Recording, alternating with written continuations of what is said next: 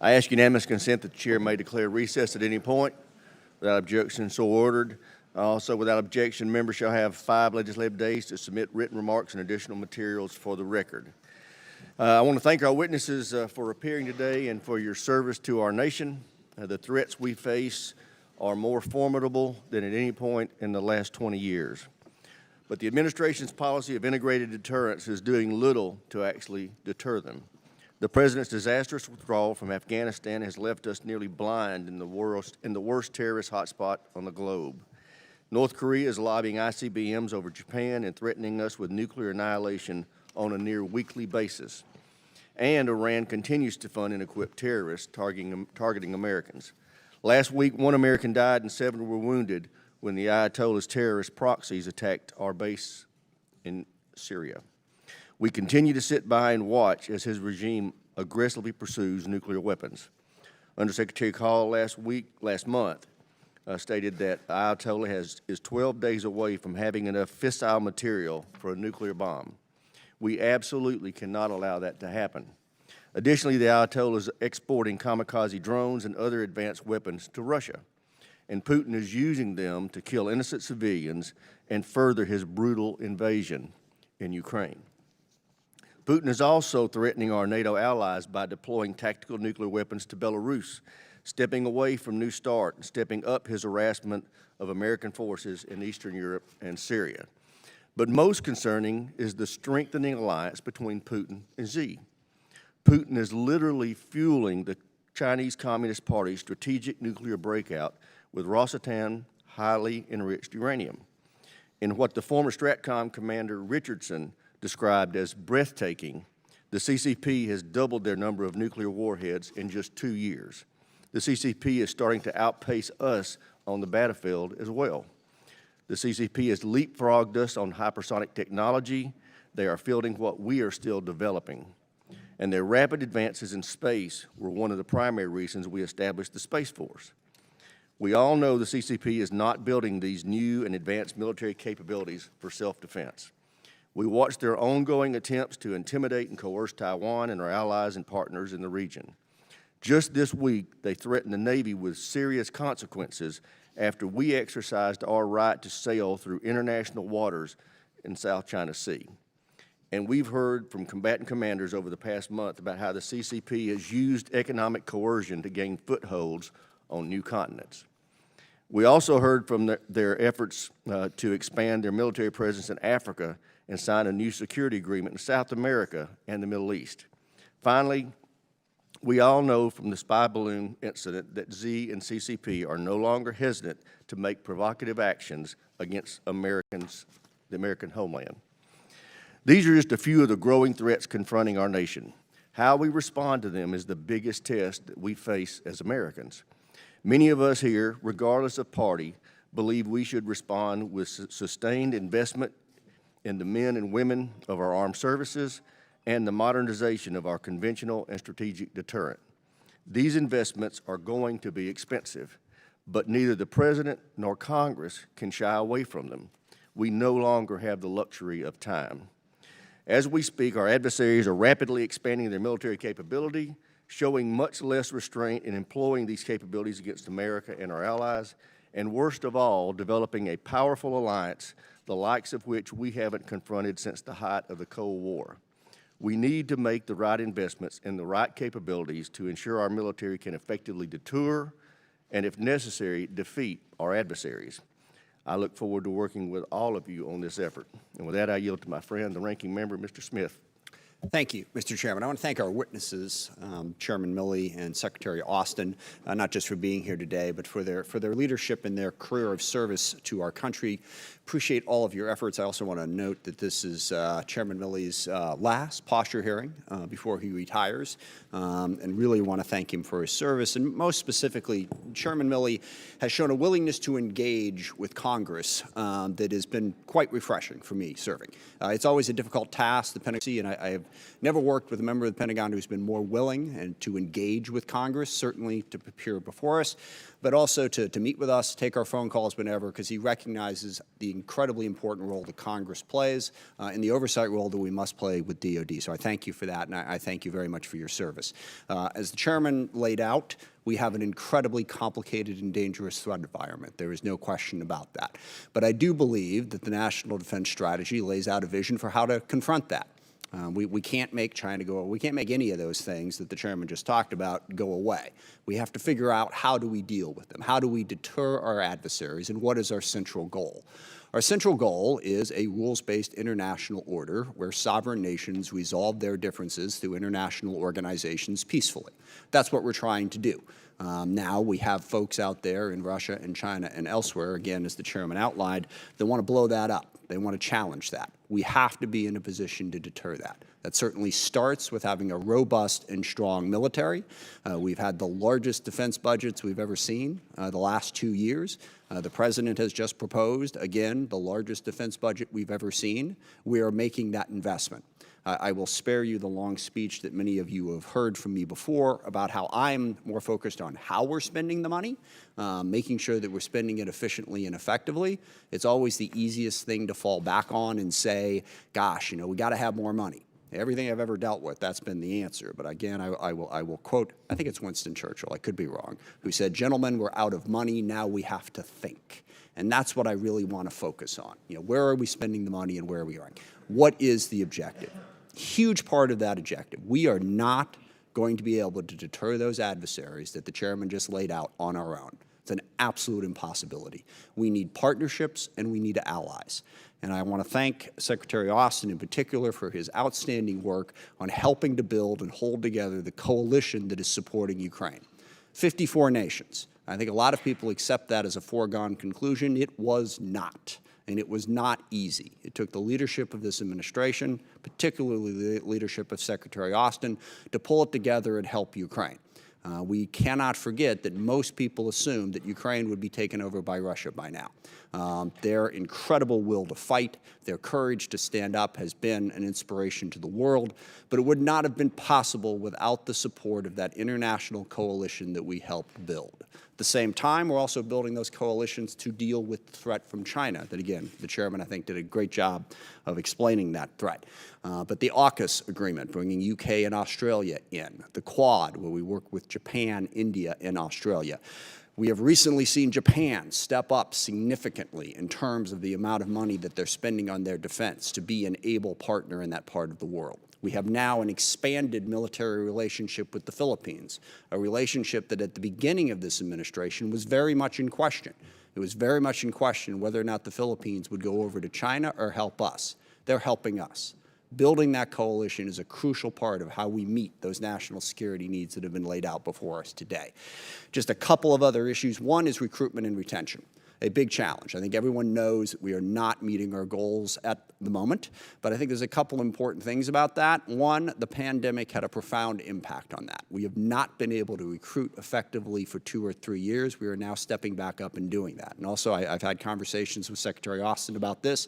He has experience with this. This is not the first time that the U.S. military has struggled to meet recruitment goals. We have experience in terms of how to make changes and do that. I know that the Secretary is working on that. I look forward to hearing from him about the details of that important issue. And the last thing is something that the chairman and I 100% agree on. Innovation is the key to meeting that threat environment. We have to be able to develop and quickly field new technologies that help us meet our defense needs. And we got a lot of work to do in that area. The Pentagon has never been built for speed.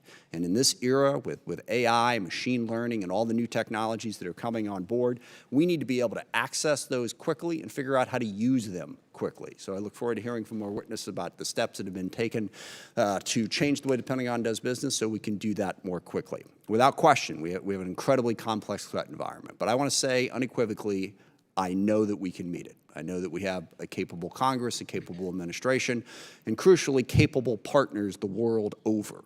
We can help maintain the peace and meet our national defense needs. I have no doubt about that. And with that, I look forward to the testimony from our witnesses, and I yield back to the chairman. I thank the ranking member. Our witnesses today are the Honorable Lloyd Austin, Secretary of Defense, and General Mark Milley, Chairman of the Joint Chiefs of Staff. Accompanying the Secretary and Chairman is the Honorable Mike McCord, Undersecretary of Defense. He serves as the DOD's Comptroller. and Chief Financial Officer. So welcome to the witnesses. Secretary Austin, we'll start with you. Well, thank you, Chairman Rogers. Chairman and Ranking Member Smith, distinguished members of the committee, I'm glad to be here with you today to testify in support of the President's budget request. Gentlemen, will suspend. We need to get the protesters to take their signs down or be removed from the room.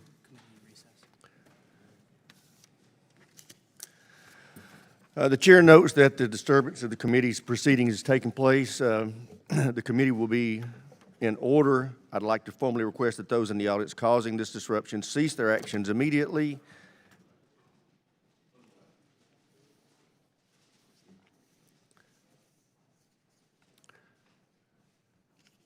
I want to advise the protesters or the folks in the audience, if you do this again, we are going to recess and you are going to be removed.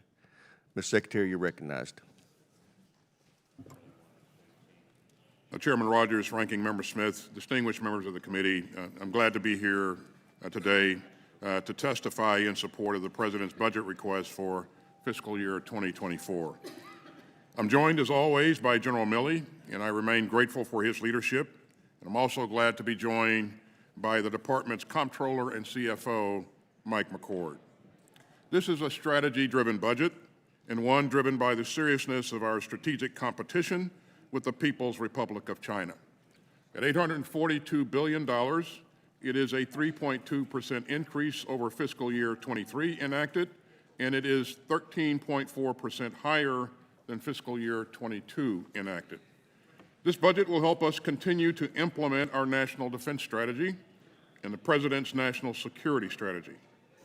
Now, I have three key priorities at the Pentagon: to defend our nation, to take care of our outstanding people, and to succeed through teamwork. The PRC is our pacing challenge, and we're driving hard to meet it. Our budget builds on our previous investments to deter aggression, and we're investing in a more resilient force posture in the Indo-Pacific and increasing the scale and scope of our exercises with our partners.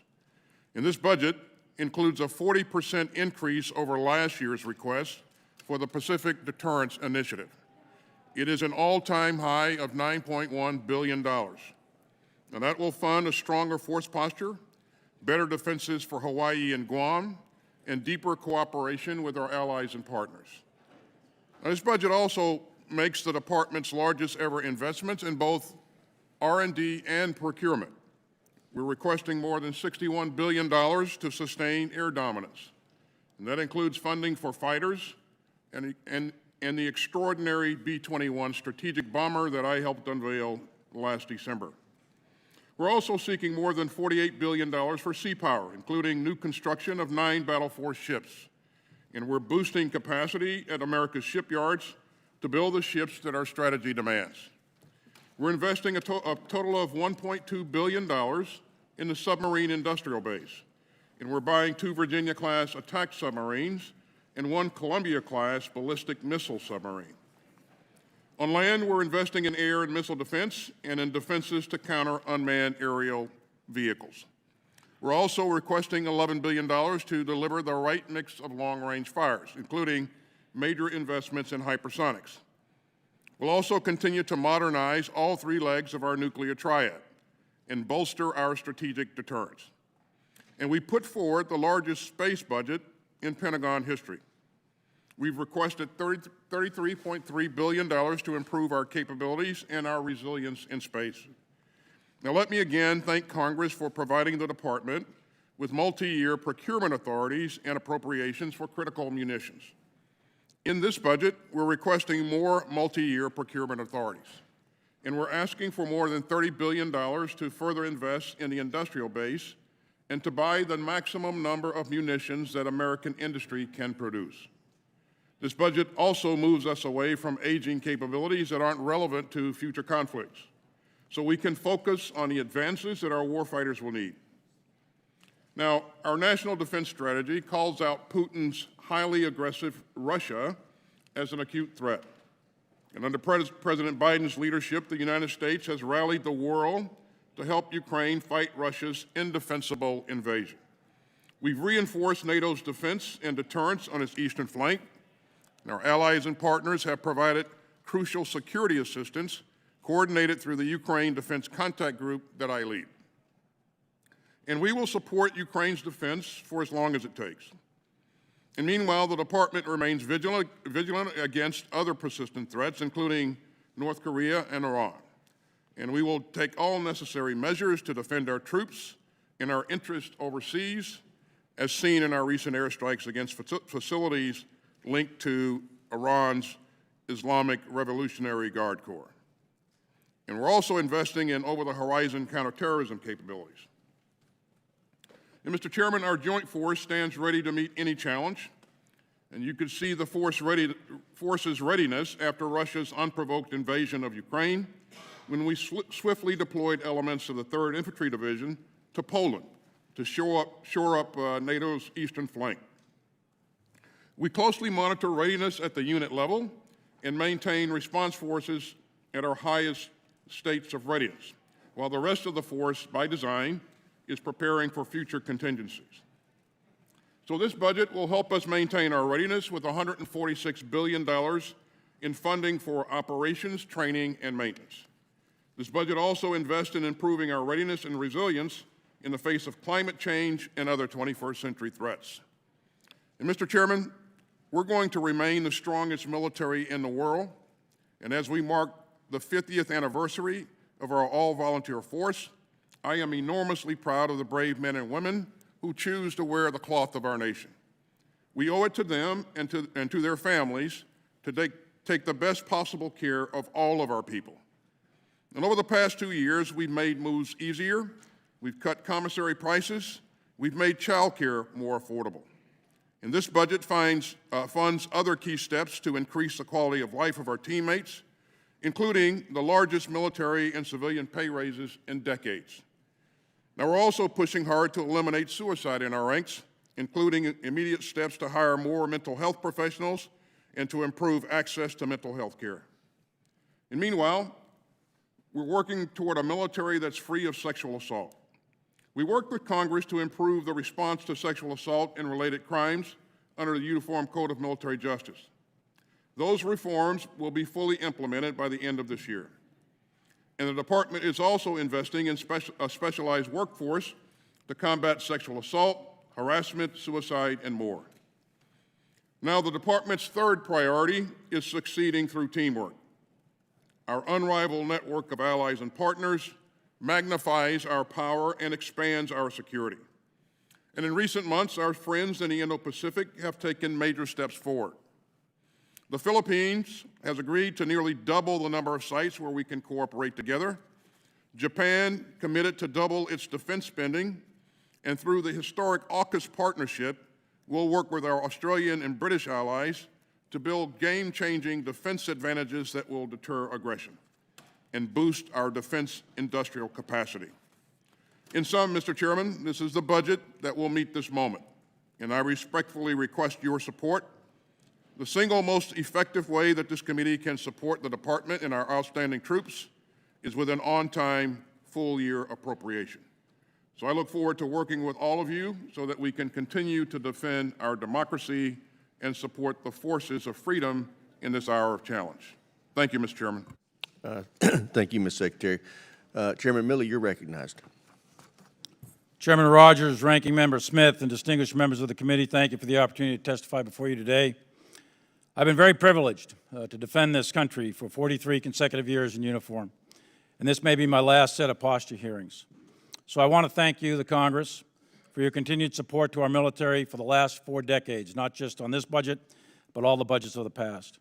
And I ask that you support this year's request with an on-time budget approval. I'm honored to represent the soldiers, sailors, airmen, Marines, guardians, and families of the United States Joint Force alongside Secretary Austin and Mike McCord, and I want to publicly thank them both for their leadership. Our joint force is the most lethal and capable military in the world because of your support. Our purpose, the military's purpose, is very simple. It's to defend the United States against all enemies, foreign and domestic, and our task is to fight and win in all the domains of combat, to secure America and prevent great power war. Readiness now and readiness in the future through modernization is our #1 priority, and there is no other number one. The joint force will accomplish this at the FY24 budget request of $842 billion. Right now, the international system is under stress. For the first time, the United States is facing two major nuclear powers whose vital national security interests are in competition with the United States. Both the People's Republic of China and Russia have the means to threaten our interests and our way of life. But war with either is neither inevitable nor imminent. Great power war has not happened in the last 80 years, in large part because of the rules put in place at the end of World War II and the capabilities of the United States military along with our allies and partners. We must remain the most powerful nation if the great power peace is to continue to hold. The People's Republic of China remains our number one long-term geostrategic security challenge. China intends to be the regional hegemon in the Western Pacific and in Asia within the next 10 years and to exceed the United States' overall military capability by mid-century, and they have publicly stated by 2049. PRC actions are moving it down the path towards potential confrontation with its neighbors or the United States.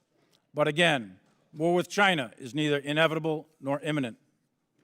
Additionally, Russia is an acute threat and remains dangerous. Over a year ago, Russia undertook an illegal and unprovoked war against Ukraine, threatening peace on the European continent and global stability. We are supporting Ukraine to protect its sovereignty and supporting NATO with the United States force presence in every single nation on NATO's eastern flank. This fight is not just in Ukraine's interest, it is in the United States' interest to protect the system that has prevented great power war for the last 8 decades. Iran threatens to push the Middle East into regional instability by supporting terrorists and proxy forces. Just last week, Iranian-aligned groups killed 1 American and injured 7 in attacks on coalition bases in Syria. We acted immediately to defend our troops, and we will continue to counter terrorist threats in the region or anywhere else we find them. And Iran has taken actions also to improve its capabilities to produce a nuclear weapon. From the time of an Iranian decision, Iran could produce enough fissile material for a nuclear weapon in less than 2 weeks, and it would only take several more months to produce an actual nuclear weapon. The United States remains committed, as a matter of policy, that Iran will not have a nuclear weapon. The United States military has developed multiple options for our national leadership to consider if or when Iran decides to develop a nuclear weapon. North Korea's continued ballistic missile testing and nuclear weapons development pose threats to our homeland and our allies and partners, but we stand shoulder to shoulder with the Republic of Korea to continue to deter North Korea aggression as we have for the last 70 years. Terrorists continue to operate around the globe, threatening fear, destruction, and destabilization, and this budget further supports our continued CT efforts, counterterrorism efforts.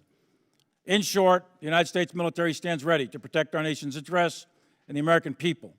We are currently standing watch on freedom's frontier with nearly 250,000 troops in Europe, Asia, Africa, the Middle East, and South America. And the United States never fights alone. A key source of our strength is our large global network of alliances and partnerships. And just this month, we conducted 63 operations and joint and combined exercises globally with our allies and partners. And lastly, our operational readiness rates are higher now than they've been in many years.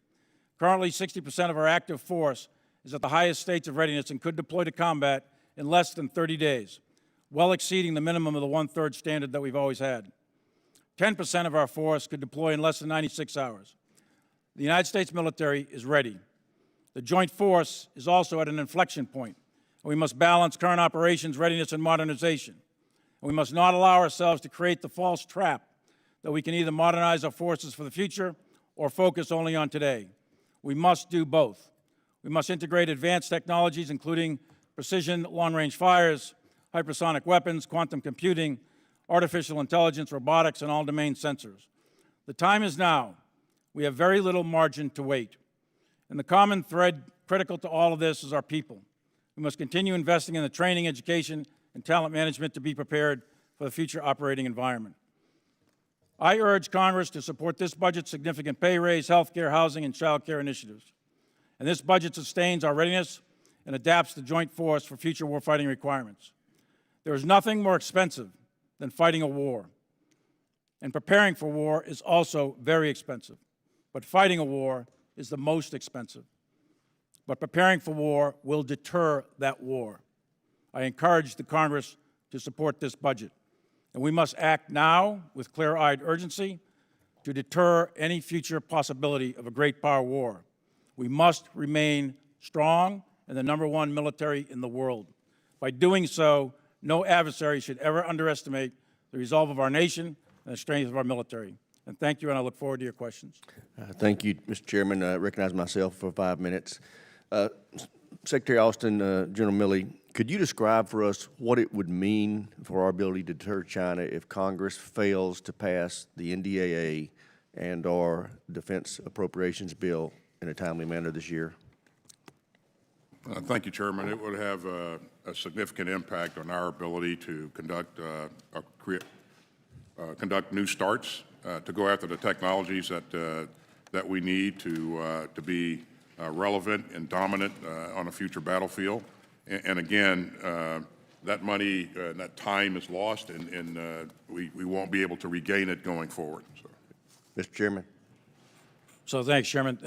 Last year we did about 24,000 combined arms live fires, collective training in the ground forces from squad all the way up to battalion and brigade. We did 23 CTCs, that's training rotations through our training centers. We did about 350 mass tactical airborne operations. We are flying all over the world in defense of our country's interests. We're sailing the seas and keeping the freedom of navigation going. If we don't pass an on-time budget, if we go to a continuing resolution, then the readiness levels will drop. We've done the math before. We've done this many, many times in the past years. What will end up happening is all those live fires, a lot of them will go away. We'll end up training basically to squad, platoon, and maybe company level for the ground forces. Our flying hour program, which is averages about 150 hours per pilot for both the Air Force, Marines, and Navy. That will come down considerably, probably by 10 or 20%. That'll have a very negative impact on our readiness. So the bottom line is, in terms of procurement and future, the multi-year starts, all of the things that business needs to continue to supply us with the equipment we need, all of that will be decremented by a significant degree. So the bottom line is our readiness will drop and our future modernization programs will be at risk. Great. To both of you, we're seeing growing cooperation between the militaries of China, Russia, and Iran as well as closer defense and energy supply chain integration. Are we adequately resourced and prepared to deter and, if necessary, defeat this type of alliance? And I start with you, General. The NDS currently is structured so the way it's called is a pacing threat for China and acute threat for Russia. What that really means, and this changed under the former SecDef Mattis, we changed essentially from a two-war strategy, two regional contingency strategy, which was in existence from, I guess, end of World War II all the way up through a few years ago. We switched to a one-war strategy. So we planned to resource, train, man, equip, and force structure our force to be able to fight one major contingency against one great power and to hold in the other theaters. And how long has that policy been in place? At least I know the shift occurred, I guess it was the 2017 NDS, I think it was. Okay. And I was Chief of Staff of the Army. We all participated in it. And it's now we can surge, and we would have to do that, but that's the reality of it. Our military, capability-wise, can fight in a lot of places with different types of contingencies. But if you're talking about a serious conflict with a major great power war, realistically, putting both China and Russia together is a very, very difficult thing. Well, and that's the thing that the committee needs to take note of in the Congress is that for the first 15 years that I was here, we had a strategy that allowed us to fight two wars simultaneously and successfully defend the homeland. And we have already had to drop that down to just one theater, which is scary enough. And I worry that if we do have a disruption in our funding, our authorization, it could further erode that capability.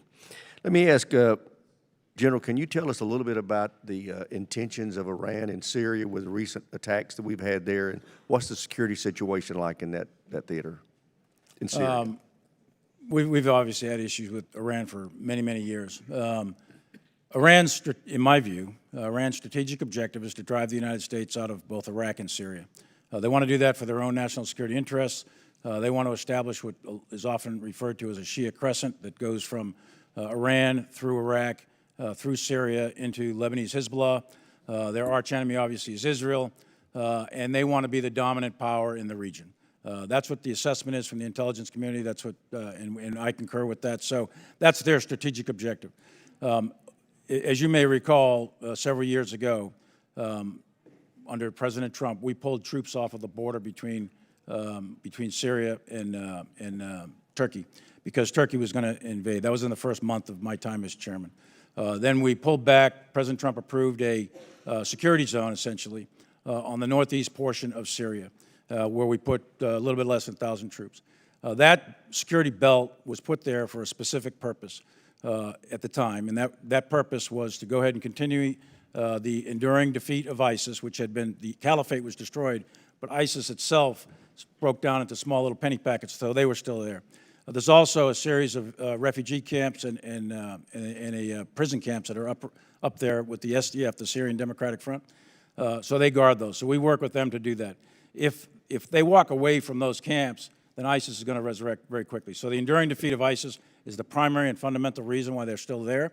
I do think, and I applaud members of this committee that have initiated discussions of that. I think that's worthwhile. And I think one of the things that we want, us in uniform, we just want to know the American people are behind us. If we're going to put our lives on the line, we want the American people to support us. So if the American people's support is not there, then we shouldn't be there. It's that simple. So I applaud that effort as well. So, but that's why we're there. Thank you, Minister. I recognize the ranking member. Thank you. First of all, I want to voice my very strong agreement with the Chairman's initial line of questioning on the importance of passing the appropriations bills in the NDAA. I would add that each week that we don't raise the debt ceiling also places our budget in jeopardy. And at the end of the day, I mean, we can argue back and forth about whether we should add $10, $20 billion to the defense budget, but vastly more important is just being able to pass it, being able to put it in place, and also to not introduce the economic insecurity that's involved with not raising the debt ceiling, let alone getting to the point where we breach that ceiling and stop paying. But that would just be devastating to our national security and everything we're talking about here. Mr. Secretary, can you talk a little bit about your goals and your objectives on recruitment? We've talked about this before to meet that challenge. Understanding, of course, that we still have the best military force in the world. I don't think anybody should ever forget that. But what are your goals as you look forward to meet those challenges going forward? Well, obviously each service has outlined what their requirements, what their goals are going forward. And as you know, last year, the service that fell short by the largest margin was the Army. But all of the services have recognized the challenges that we're currently facing, the headwinds that were created by a couple of years of COVID, the inability to get into high schools, the inability to engage centers of influence, and so that's 2 years worth of headwinds that we are now working to counter, to improve our efforts here. I think the services are doing the right thing in terms of investing in marketing, investing in the right kinds of recruiters, making sure that our recruiting stations are in the right places, going to where, in terms of where the applicants are, going to where they are, in the media, and also reestablishing, the connectivity that's really important. As you mentioned earlier, Chairman, this is not the first time that the military has been faced with challenges in recruiting. And, I was assigned to recruiting command because we had challenges in the past as a young captain. I learned a lot about recruiting. We overcame the challenges that we were faced with by doing the right things. I am confident that our secretaries, our chiefs are doing the right things, and they are putting the right leaders in place to make sure that we turn things around. And again, each service will have different goals and objectives based upon what their requirements are, but we see the trends begin to move in the right directions. And it will take, this was a challenge that was brought on by a couple of years of COVID and other things, probably the lowest unemployment rate that we've seen in a very long time. And so it'll take a while to to come out of that bathtub and get to where we need to be. But I am confident that we'll get there. Thank you. Chairman Milley, looking at the threat from China and our partners in the region, I mentioned Japan stepping up the defense budget. We're building other partnerships with Australia, now the Philippines and elsewhere. How does that affect our ability to deter China? What role do you see those partners playing in being strong enough to deter China from aggression towards Taiwan or other neighbors in the region? Well, not only in Asia, but one of our key advantages as a nation is our network of allies and partners around the world. And in Asia, of course, we have bilateral defense treaties. In Europe, you have NATO, but in Asia, we have bilateral defense treaties with Japan, South Korea, Thailand, Philippines, and Australia. And that is a network of alliances that is really strong. It's very powerful. You mentioned AUKUS in your opening comments. So that is a very powerful deterrent, I think, to China. When you add in the combat power that we can bring to bear, the United States military, in combination with that of our allies and partners in the region, and then add in both Britain and the UK, which have run exercises in the Asia-Pacific with us. And then there's a whole string of other countries that are very, very close to us, but not official Senate-ratified partners. In combination, they bring a tremendous wealth of capability both on the land, sea, and air. So in combination, that's a very significant amount of military power. Okay. Thank you very much. I yield back, Mr. Chairman. Thank the gentleman. The chair now recognizes the gentleman from South Carolina, Mr. Wilson, for 5 minutes. Thank you, Chairman Mike Rogers and Ranking Member Adam Smith, for your bipartisan continued efforts to achieve peace through strength. And General Secretary, thank you for your service. We want you to succeed, as I certainly told General Milley yesterday. And that is that we must face the global war on terrorism, which continues, of 9/11, and understand, sadly, that the risks are ever increasing with terrorists coming across the southern border. Additionally, there is bipartisan understanding that we have a worldwide competition between democracies of rule of law opposed by authoritarians with rule of gun. Today, war criminal Putin is perpetuating mass murder in Ukraine. The Chinese Communist Party is threatening Taiwan. And the regime in Tehran pledges death to Israel, death to America. With that in mind, indeed, there is such bipartisan support.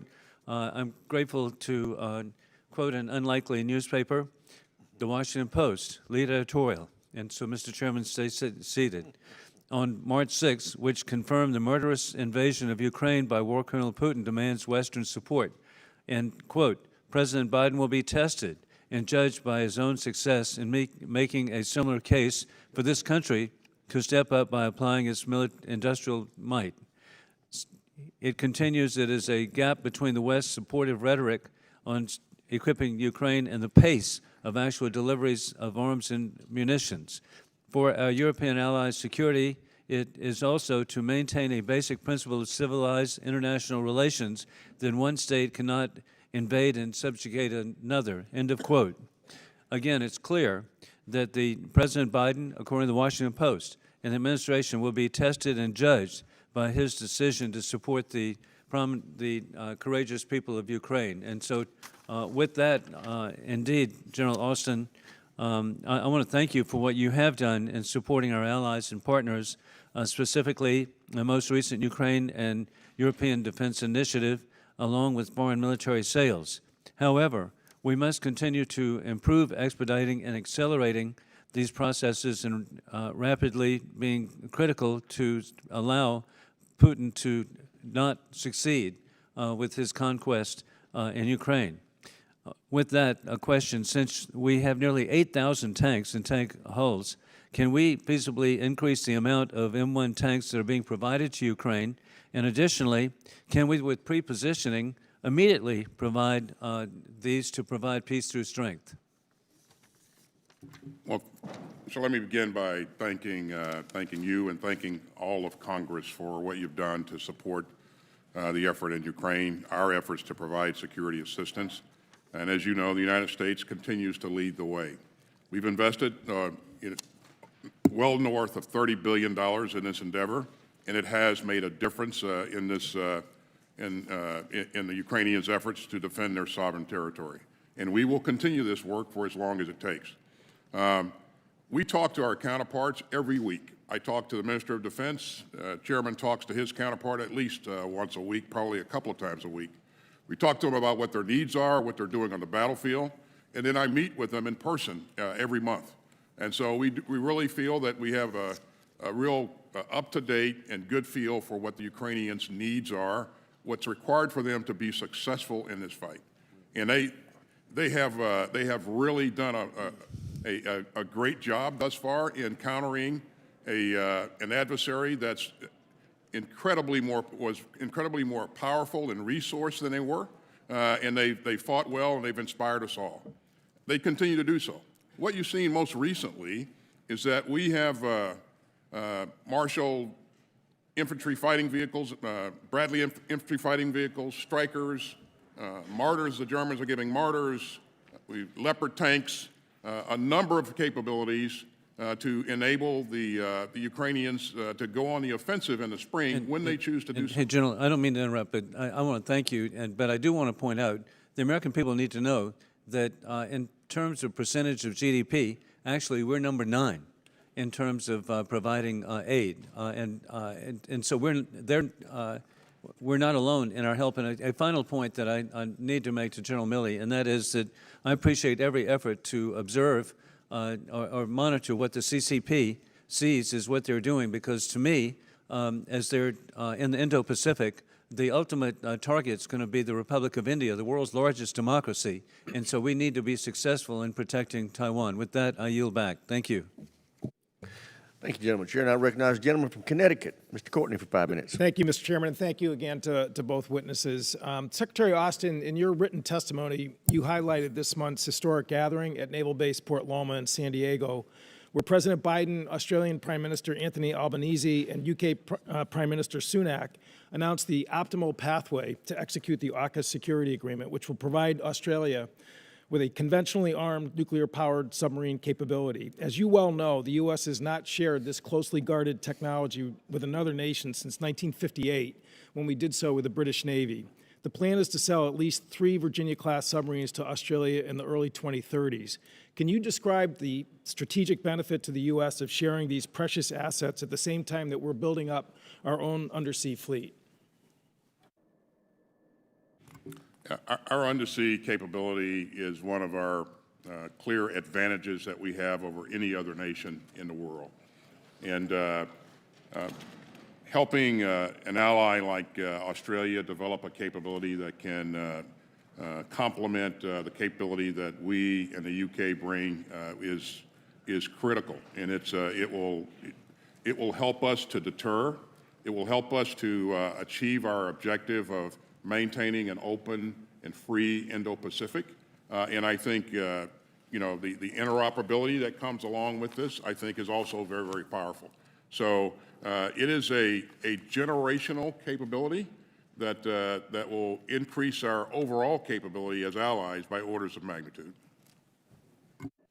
Thank you, Mr. Secretary. And it's clear from your response, though, that in order for the U.S. to meet its fleet requirements and also fill Australia's looming undersea capability gap, boosting the size and productivity of our industrial base is a national security priority. Last year's omnibus invested a record $751 million into workforce development, supply chain, and facility expansion. This year, you're requesting $647 million more for those same goals. Can you speak to the need for Congress to approve this amount in order to make AUKUS work and to grow our domestic industrial base capacity in parallel? And can you also discuss the need to reform U.S. export controls to enable technology sharing, in order to make AUKUS succeed? We clearly have to do more to expand our capability, capacity in our industrial base. It's important to us, anyway, but it's more important because of the fact that we've gone down the path of AUKUS, which we need to do. It's again a generational capability that I'm very, very happy that we have taken on. So we will continue to look to invest in our industrial base capability, and as you know, Australia is also investing in our industrial base. And I think that's the right thing to do, and I compliment them for making that tough decision. No, you're correct. So the day after Port Loma, the Minister for Defense Industry in Australia, Pat Conroy, announced that, again, number one, they are now moving forward with $6 billion of new investment in their own industrial base, the new shipyard in Adelaide, and they are also investing $3 billion into the U.S. industrial base, which is an extraordinary statement of how serious and committed that country is, again, to make this all work. There's another issue that, again, has been sort of in the internet, atmosphere, I think somewhat aided by China, who's not very pleased about the AUKUS arrangement, claiming that this somehow is going to affect the sovereignty of Australia's Navy, that they're basically sacrificing sovereignty by going into this arrangement. Can you just clarify that, again, this is a sale, so title in the deed to the subs will be in the ownership of the Royal Australian Navy, and they, again, will operate, again, within their own sovereign authority? I couldn't explain it any better than you just did. That's exactly right. It does not infringe on the sovereignty of Australia at all. And again, they are a great ally, and we welcome their decision to invest in this capability. And lastly, as I mentioned, this is a submarines that will have conventional armaments, not nuclear armaments. And again, that is critical in terms of making sure that it complies with the International Nuclear Non-Proliferation Treaty. Is that correct? That's absolutely correct. Thank you. I yield back. Chair now recognizes the gentleman from Ohio, Mr. Turner, for 5 minutes.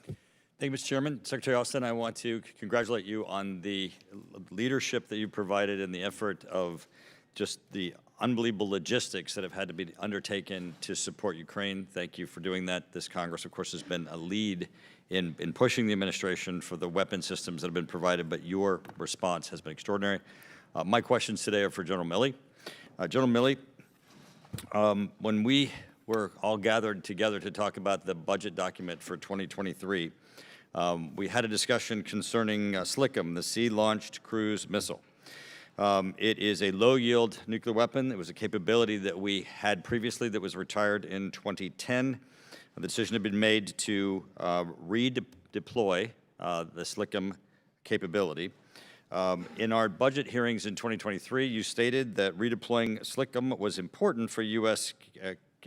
Credible deterrence. Specifically, you said, the president deserves to have multiple options to deal with national security situations, recognizing the change that has occurred in Russia's posture. Does that remain your position today? It does. There's alternative views, but that's my position. That's correct. Thank you. Turning to the issue of spectrum, that is radio frequency spectrum. As you know, DoD is not just a user of radio frequency. You're a part of the federal government. The federal government is an owner of radio frequency. You don't operate in those frequency areas as a licensee or pursuant to a lease. You are part of the use of the federal government of reserving to itself for its own use radio frequency spectrum. There have been attempts to diminish or limit the access of the Department of Defense to radio frequency spectrum. I believe it's in the 3.1 to 3.45 gigahertz spectrum. I know you'd know more about this than I would. Could you please give us some information about what would that mean if we require DoD to move from the spectrum that you're currently in, or if we allow others into the spectrum? How would that affect your operations?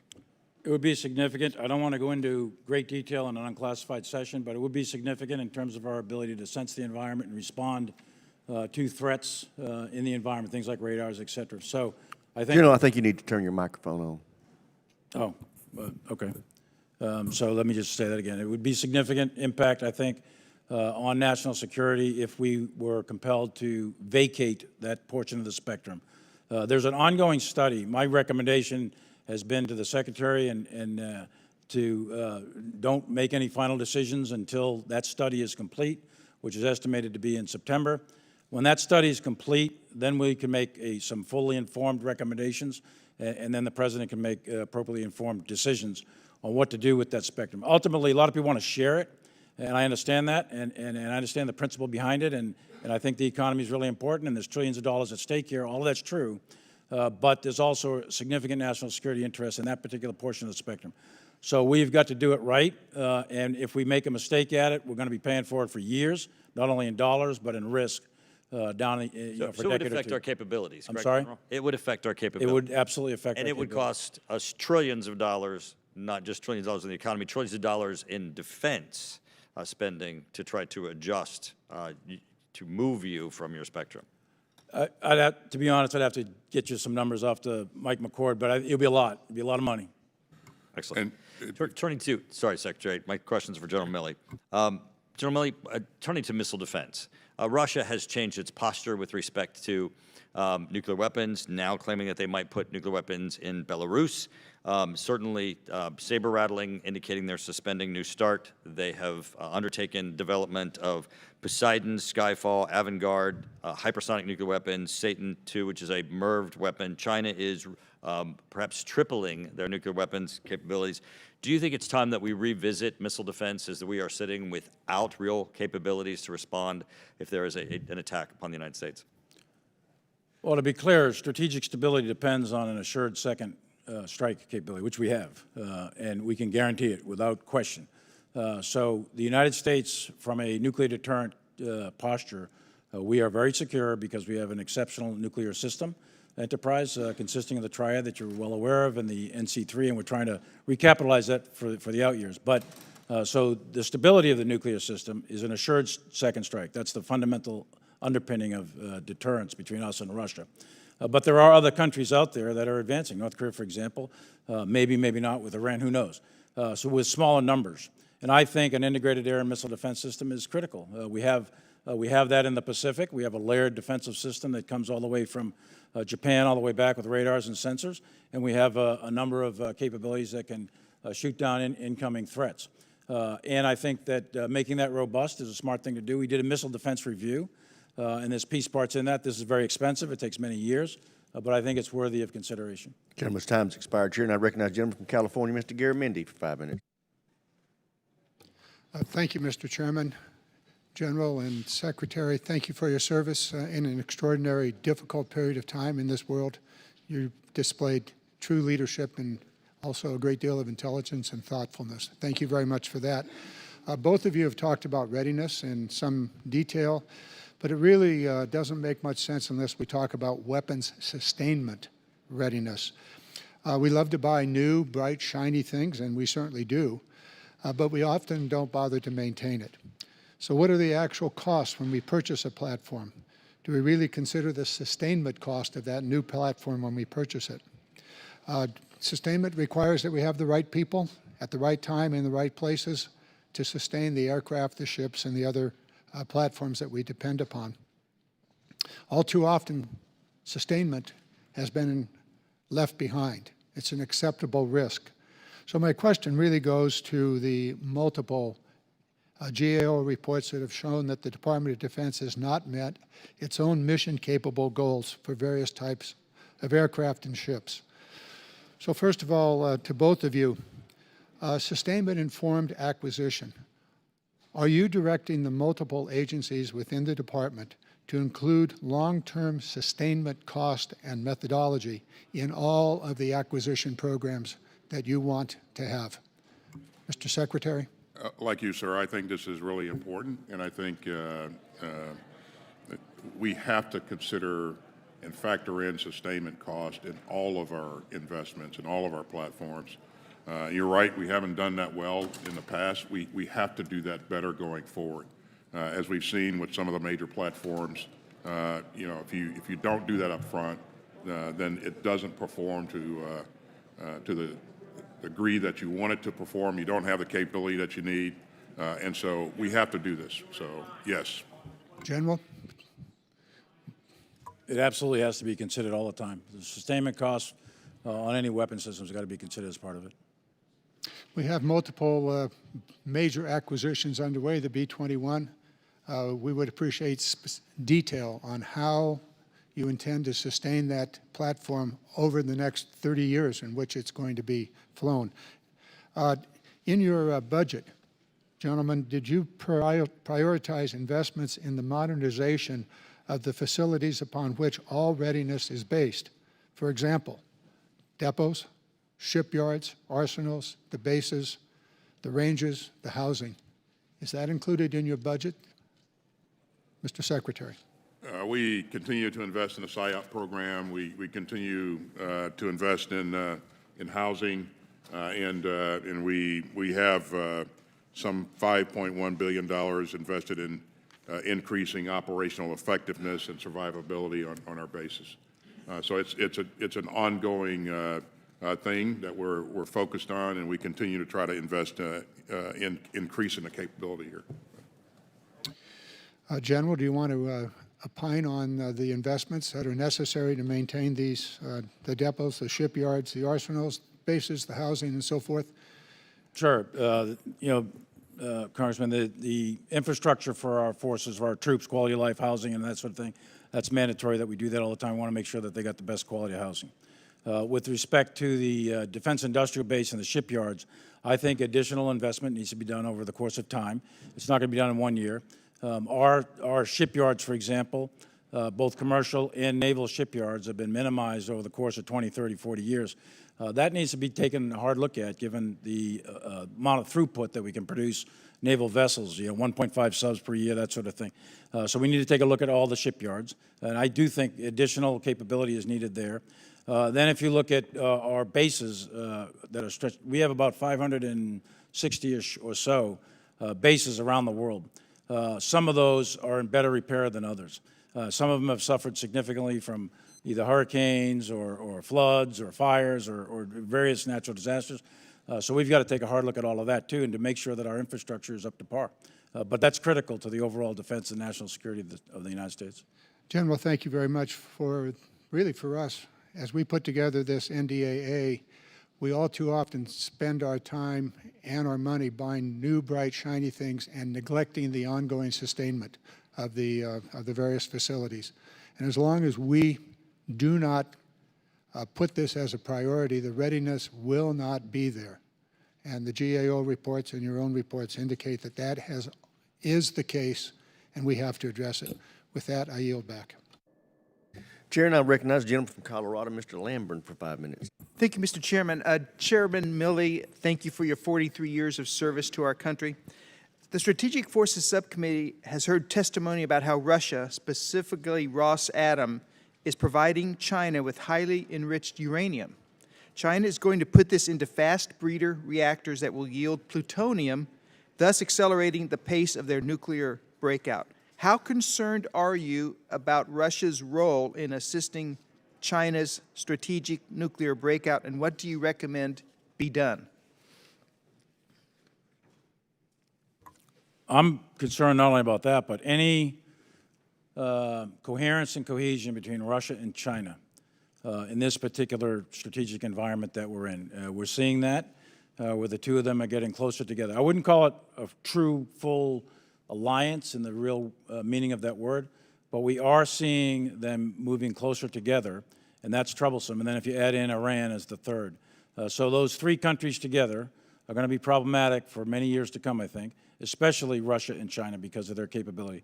With respect to what you just cited about nuclear capabilities and the transfer of capabilities, I'd like to go to a closed session on the specifics of that, but it is concerning, very much so. Well, and we will pursue that more later. And as a follow-on, we know from recent disclosures that China now has more nuclear missile launchers than the U.S., and we also know that they're manufacturing more warheads than ever for themselves. What do you, and this is new since some of the posture hearings in the past or reviews have been done. So what do you recommend be done now concerning China's nuclear breakout? China's nuclear capabilities are not matched with the United States. But when you start talking nuclear weapons, Congressman, I mean, these things are enormous payloads. So you got to ask the question, how much is enough sort of thing. So they have a significant capability, nuclear capability today, without going into specific numbers. They have a significant nuclear capability today, and they have intercontinental ballistic missiles that can range the United States. That is obviously bothersome. So we are in a situation now, as I mentioned in my opening statement, we are facing two nuclear-armed great powers. So the principles of the Cold War of deterrence still obtain, but now it's more complicated because it's 2 versus 1. And any time you have, 3 variables versus 1 variable or 2 variables, it's a much more complicated situation. So strategic stability is essential that we maintain that, and we do that with China with an assured second strike. That's the best way that exists today with the technologies that exist. We are probably not going to be able to do anything to stop, slow down, disrupt, interdict, or destroy the Chinese nuclear development program that they have projected out over the next 10 to 20 years. They're going to do that in accordance with their own plan, and there's very little leverage, I think, that we could do externally to prevent that from happening. There might be some economic levels of power, there might be other things in the intelligence world, but for the most part, they're probably going to step out. They have a national goal to be a global, to be the global co-equal with the United States and superior militarily by mid-century. They're on that path to do that, and that's really disturbing. That's really bothersome, and we're going to have to not only keep pace, but we have to outpace that, and that'll assure the peace. Well, and a lot of us are concerned that the New START treaty was negotiated with the Russians in mind, and China was a minor, That's right. relatively minor player at the time. That's right. So- That's correct. And I mean, there are arms control agreements and regimes, et cetera. But at the end of the day, all of those are good, and I support all of those. But at the end of the day, military power matters.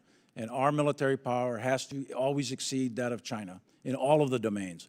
And if we do that, then we have a better chance at deterring any kind of conflict with China. Thank you, thank you. And we need to continue that debate on what comes after New START. That's right. For both of you, my subcommittee and the whole committee wants to make sure that hypersonics development proceeds as rapidly as possible. If we can identify ways to accelerate their development, whether through pinpointed funding increases beyond the president's budget, expanded testing capabilities, or just overcoming bottlenecks in general, would you both be supportive of that? I am, sir, and we're doing all of that. We're investing some $11 billion in long-range fires in this budget, and hypersonics is a part of that. We invested in hypersonics last year. 2 years ago, or 18 months ago, we pulled CEOs together to talk about things that we could do to speed up our efforts here in hypersonics. And they identified some of the things that you're talking about, better, greater range access, better ranges, and so we're working all of that. So I think if I look at what we're doing recently, we had 12 successful tests, hypersonic tests here in the last year. Not every one of them is going to work, but we had 12 successful tests, and we'll continue that work going forward. Gentleman's time's expired. Chair, and I recognize the gentleman from New Jersey, Mr. Norcross. Thank you, Chairman. I want to thank the witnesses for being here today, and certainly to you, General Milley, for your service, and echo the comments of the Chairman and Ranking Member. We had close to 3 years of COVID pandemic that had a direct disruption on the America output, but also the defense industrial base. So we recognize this has caused considerable amount of backlog and disruption. The defense industrial base, and we've heard it not only here on the dais today, but we've heard it across many of our committees on not having the workforce. Our industrial base is resilient, but certainly hasn't been able to answer the call the way many of us had expected. The President has directed the Department to increase the use of the American industrial base, understanding that certainly we have allies and partners. And let me just make the statement, partners are with us all the time, not just our part-time partners. What actions has the Department taken to date, and what actions do you plan, Secretary Austin, that would increase the use of this industrial base capacity and capabilities to meet our defense? Well, we have done a lot, and we will continue to do more. First of all, let me thank you for providing us multi-year contracting authorities. That sends a strong signal to the industrial base. We've asked you for more of those authorities in this budget, and we would be grateful if you would favorably consider them. We've also sent a strong signal by the amount that we're asking for procurement, $170 billion. And that, again, that's a good signal to industry. We've reached out to the industry leadership, met with them, talked to them about things that we could do to work together to expand capacity in specific areas. We've asked the President for additional authorities with the Defense Production Act to expand certain lines of, especially in munitions. And so we continue this work, but we're doing a lot, and we're going to do more. So. To follow up on the Defense Production Act, would you give us more specifics where it has been applied? And you had just mentioned you're looking for the White House to expand it, not only where, but where we want to apply it. We can certainly follow up with additional details in writing, but a good example is what we've been trying to do with acquiring and purchasing 155 munitions. We've asked for extra authorities to lean into that, and the President certainly gave us the help with that, and he continues to help in other areas as well. So. We certainly appreciate that, and almost 3 years ago, we started to invest very heavily in the armaments and explosives, or we would be even in worse condition. Any authorities that is not available to you now that you would need to help expedite this? Quite frankly, no. I think that, again, we've asked you for additional authorities to do multi-year contracting. That would help us if you would give us additional authorities in this budget. But Congress has been very, very responsive and helpful, and the President has as well. So we're not only working with our industrial base, but we're working with allies and partners to work with them, to talk to them about how they can expand as well and increase their productivity. Thank you. The industrial base of America, as we know from previous wars, answers the call. We just need to make sure that America is asked to do it and bring home some of that incredibly important work that has been offshored from years past. With that, I yield back. I thank the gentleman. Chair, and I recognize the gentleman from Virginia, Mr. Whitman, for 5 minutes. Thank you, Mr. Chairman. I ask unanimous consent to submit the 3 charts I'm about to present for the record. Without objection, so ordered.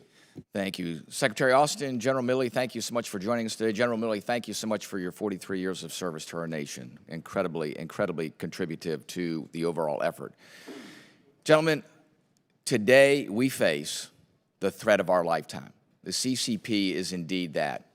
And to go back to 2004, when Secretary Rumsfeld said, you go to war with the army you have, not the army you might want or wish to have at a later time. We see the expansionist efforts by the Chinese Communist Party. I'd like to point to this first chart. This is where we were in 1999. As you can see, we were in pretty good shape in relation to the area of influence of the Chinese Communist Party and their military assets. Let's fast forward to today. We see modernized PLA forces. We see the area of influence, significant strategic overmatch by the Chinese. Incredible. It's hard to believe that this is what they've done through those years to not only catch up, but to surpass us. Folks, the next chart is what keeps me up at night. This is where the CCP will be in 2025, just down the road. And they've said that if reunification doesn't happen by 2027, they will take military action. We know what is in store. We know where this disparity exists. We see this. This should be a sobering effect for all of us. Secretary Austin, the Biden administration proposes a defense budget that allows the Air Force to divest 801 fighter aircraft from FY23 to 28, while buying 345 new fighter aircraft over the same period of time. It disregards Congress's direction to the Navy to maintain a minimum of 31 ships in our amphibious force. It also builds 9 ships, that's great, but it retires 11 ships. And I just have a hard time seeing where we're going. I'm not a mathematician, but I want to know, how do we do addition by subtraction? How does this budget create the capacity and capability to close this gap? How does this send a message to the Chinese that this is a deterrent effect for what we know is coming? Please tell us what we're going to do with this threat that's at our doorstep. Please tell the American people what we are going to do to mitigate this threat. Well, thank you, sir. Well, first of all, on the budget, the way that we constructed this budget and the way that we constructed our last budget is that we linked our budget directly to our strategy. And we not only view the threat as we see it today, but we look over the years and where the threat will be in several years from now.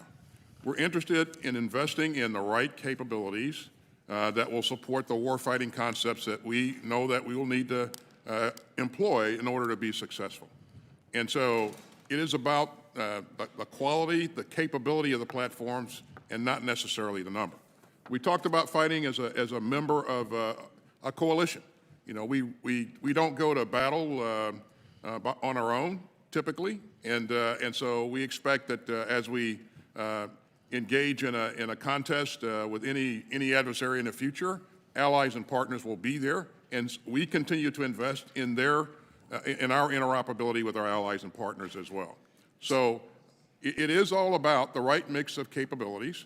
And if you look at the aircraft that you mentioned, we want that fifth generation aircraft and capability, and that's what we're investing in. And we also don't want to have to continue to invest to maintain aircraft and ships that are costly and provide headwinds. And Secretary Austin, with all due respect, quantity has a quality all its own. And there's only so many things that we can engage in the battle space. It's great to have exquisite platforms, but we do eventually get overwhelmed in this particular scenario. So to talk about these smaller number of platforms that have this capability is great, but capacity matters also. And the Chinese are looking at everything that we do, and everything that we do, even with these exquisite platforms, they're developing pretty capable countermeasures. My concern is no matter what we're doing within that realm, if we don't do both capability and capacity, we're going to find ourselves in incredibly challenging places. And I already talked to our warfighters. They're saying, listen, we're trying to today to learn how to fight in situations where we're going to be significantly tactically and strategically overmatched. That's a pretty sobering place. Gentleman's time's expired. Chair now recognizes Mr. Gallego. Ruben. Ruben is recognized. Appreciate the effort, Chairman. I really do. Secretary Austin, thank you for being here. This administration has built an impressive coalition of allies and partners to support Ukraine, including the Ukraine Defense Contact Group that you lead. Looking ahead to the next few months, can you share your expectations for this summer's NATO summit? Also, what steps have you taken and are you taking to further European security? Specifically, I'm looking at the Baltic states, since we do have a Baltic security initiative as part of our NDA here. Well, thanks, sir. As we go into the summit, I think what you'll see in that summit is a strong display of unity. No one imagined that this alliance would be as unified as it is today. You know, a year ago or several years ago, you recall that we were discussing the relevance of NATO several years ago, and now not only are countries united, we see resolve that we haven't seen in a very, very long time, and we see countries investing more in their defense, and so I think what you'll see going into that summit is a call to action for countries to invest even more. To number one, meet the Wales pledge of 2% of their GDP, but to exceed that and invest in relevant capabilities that can strengthen NATO's efforts. So I think those two things you'll see as prominent in the summit. Thank you, Secretary. General Milley, thank you for your testimony and, of course, for your decades of service. In your testimony, you referred to private military companies that Russia relies on to undermine other nations' sovereignty. To the extent possible in this open setting, can you share your perspective on the relationship between the Wagner Group and the Russian forces at the operational level? And are you seeing the Wagner Group's presence in Africa change as a result of the war in Ukraine? As you know, the Wagner Group is a mercenary private military company. They're conducting combat operations right now in Bakhmut primarily. There's probably about 6,000 or so actual mercenaries and maybe another 20 or 30,000 recruits that they get, many of whom come from prisons. And they are suffering an enormous amount of casualties in the Bakhmut area. The Ukrainians are inflicting a lot of death and destruction on these guys. In addition to Bakhmut and Ukraine, Wagner Group is in many, many other places, most notably in West Africa, where they essentially have taken over a country. And they've pushed out the French out of, I think it was Mali, and some other places. So the Wagner Group is a very aggressive group. It's led by a very ruthless guy, Prigozhin. He purports to be a businessman, but he's got an incredible criminal background behind him. So this is a dangerous group. They're quite large, they're quite powerful, and they have at least reached throughout parts of Europe and into Africa and maybe some parts of the Middle East. We ran into them in the Middle East a couple of years ago in Syria, about a battalion-sized force that was attacking one of our positions, and we destroyed that force. So they are there, they're aggressive, most of them are former Russian soldiers of one kind or another. A lot of internationals work with them as well. So very dangerous group, long reach, very wealthy, very rich, and they are probably very disruptive internal to Russian society. Thank you, General. Secretary Austin, in your testimony, you highlighted the challenges both China and Russia pose. What step is the administration taking, or steps, to counter both Chinese and Russian influence in Africa and South America? Thanks, sir. The most effective way to counter their efforts in those areas is presence. What our combatant commanders are doing to not only be present in those spaces, but also help our partners, our allies, build partner capacity as well. And so, for the investment of a small number of professionals working with partners, we can achieve tremendous results. But presence speaks volumes, and so we're going to continue to do what's necessary to make sure that our partners in the region, in those various regions, know that we're the best investment, we're the best partner to have, and we're going to be with them for the long term. Thank you, Mr. Chairman. I yield back. Thank you, Mr. Gallego. Chair now recognizes Mr. Scott from Georgia. Thank you, Mr. Chairman. Gentlemen, thank you for being here.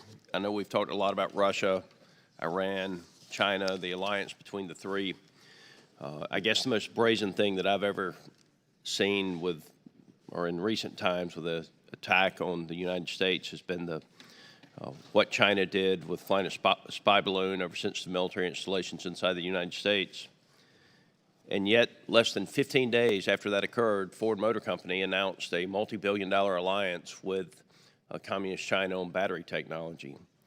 Secretary Austin, I'm concerned about how we purge China from the DoD supply chain.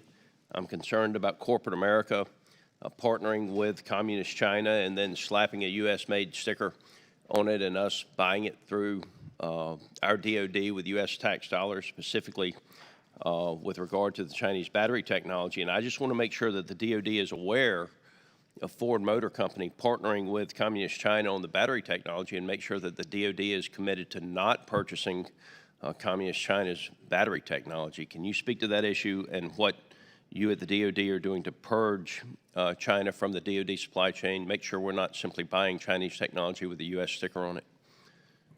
Well, thanks, sir. As you know, this is a far bigger issue than just the Department of Defense. We support a rules-based global market and that's been what we've supported for a long time. As you do that, certainly you will have supply chains that run through places like China. But what you've seen our leadership do recently is move to, as best we can, begin to onshore some of those capabilities that are represented in those supply chains and limit our liabilities there and limit our exposure. Secretary Austin, if I could, would you agree that if you send money to one person and that person sends money then to Communist China and Communist China then uses that money against the United States, that, I mean, that's a circle where our dollars are being used against us? Yeah, I think the best thing that we can do and are doing is to continue to invest in our industrial base, continue to invest in our. I agree with that 100%. Yeah.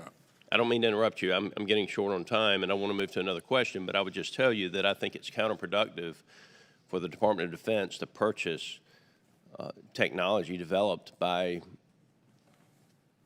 the PLC and Chinese corporations. I think there's better technology available, and corporate America does not need to be allowed to sell, stick an American sticker on Communist China's technology and sell it to us, especially at the DOD. Moving to another question, General Milley, there are a lot of activity in our own backyard just south of our border. I've been there a couple of times. The drug cartels' activity and capabilities have increased drastically over the last few years. We're seeing larger influxes from a lot of countries, including China. We've seen a 1,000% plus increase in the amount of people coming from China. They can get a 14-day travel visa into Mexico and then simply come to the U.S. border and claim asylum, and 72 hours later they're in our country. Is Southcom, and I realize Southcom operates south of Mexico, Southcom and Northcom, are they getting adequate resources to target the illegal immigration, whether it be from China or the transnational criminal organizations coming from south of there and the drug cartels? Given our global commitments, I think they've got adequate resources. However, I would say that there's no COCOM out there at all who would tell you that they get all the resources that they need. So they always need more. But I've talked very frequently with Laura Richardson and Glenn Van Herk. There's no question that there's a vulnerability on our southern border. It doesn't take a rocket scientist to figure it out. You've got thousands of people coming across every single day. There's a lot of drugs coming across every single day. You've got a major league fentanyl crisis. So there is clearly a vulnerability there. And, of course, the precursor chemicals for the fentanyl, et cetera, come from China and so on. So, yes, there's a vulnerability there. Could they use more assets? Sure, they could use more assets. But this is fundamentally, in my view, at this point in time, until this policy changes, if there's ever going to be a policy change. Right now, this is fundamentally a law enforcement and intelligence operation to work with our host nations of either Mexico or some of the Central American nations to stem the flow of the illegal migration and to stem the flow of the drug trade. I've spent a lot of time in Latin America. It's a very complex problem. I've been involved in the drug war for years. Very complex, not easy. My time is expiring. Yeah. It is a complex problem, but we are being taken advantage of. And when you can get a 14-day travel visa to Mexico, and then you can simply present yourself to the Border Patrol, and then you're released into this country less than 72 hours, that's a pretty easy way for someone who wants to hurt Americans to get into this country. I don't disagree with that. Gentleman's time has expired. Chair, and I recognize the gentleman from Massachusetts, Mr. Moulton, for 5 minutes. Thank you, Mr. Chairman. Mr. Secretary and Mr. Chairman, both of you set an example of service that should inspire every American across the globe, and it's an honor to have you here this morning. Thank you. Mr. Secretary, I'm grateful to hear that the Brandon Act, which would ensure service members have a way to request mental health assistance in an emergency, is going to be rolled out to active duty service members by mid-April. I'll be keeping close tabs on this rollout. It's taken over 15 months for the Department of Defense to simply implement this policy since we passed it into law. Over 500 service members have died by suicide during that delay. So I'm grateful it's happening now, but I know a lot of the families who lost a loved one want to know why it wasn't done sooner. Mr. Secretary, you've outlined the impressive investments we need to make in the coming year, but we can't make all of these critical investments if we don't divest of some things that aren't worth the cost to sustain them. What are some of the most important cuts you have made in this budget that you're concerned Congress will overrule for parochial political concerns? Well, thanks, and let me thank you personally for what you did with the Brandon Act, and I know that you'll stay focused on it. And I want to assure you that the issue of suicide is enormously important to me and I know it's important to the chairman as well. So we really appreciate what you've done there, and we'll continue to press.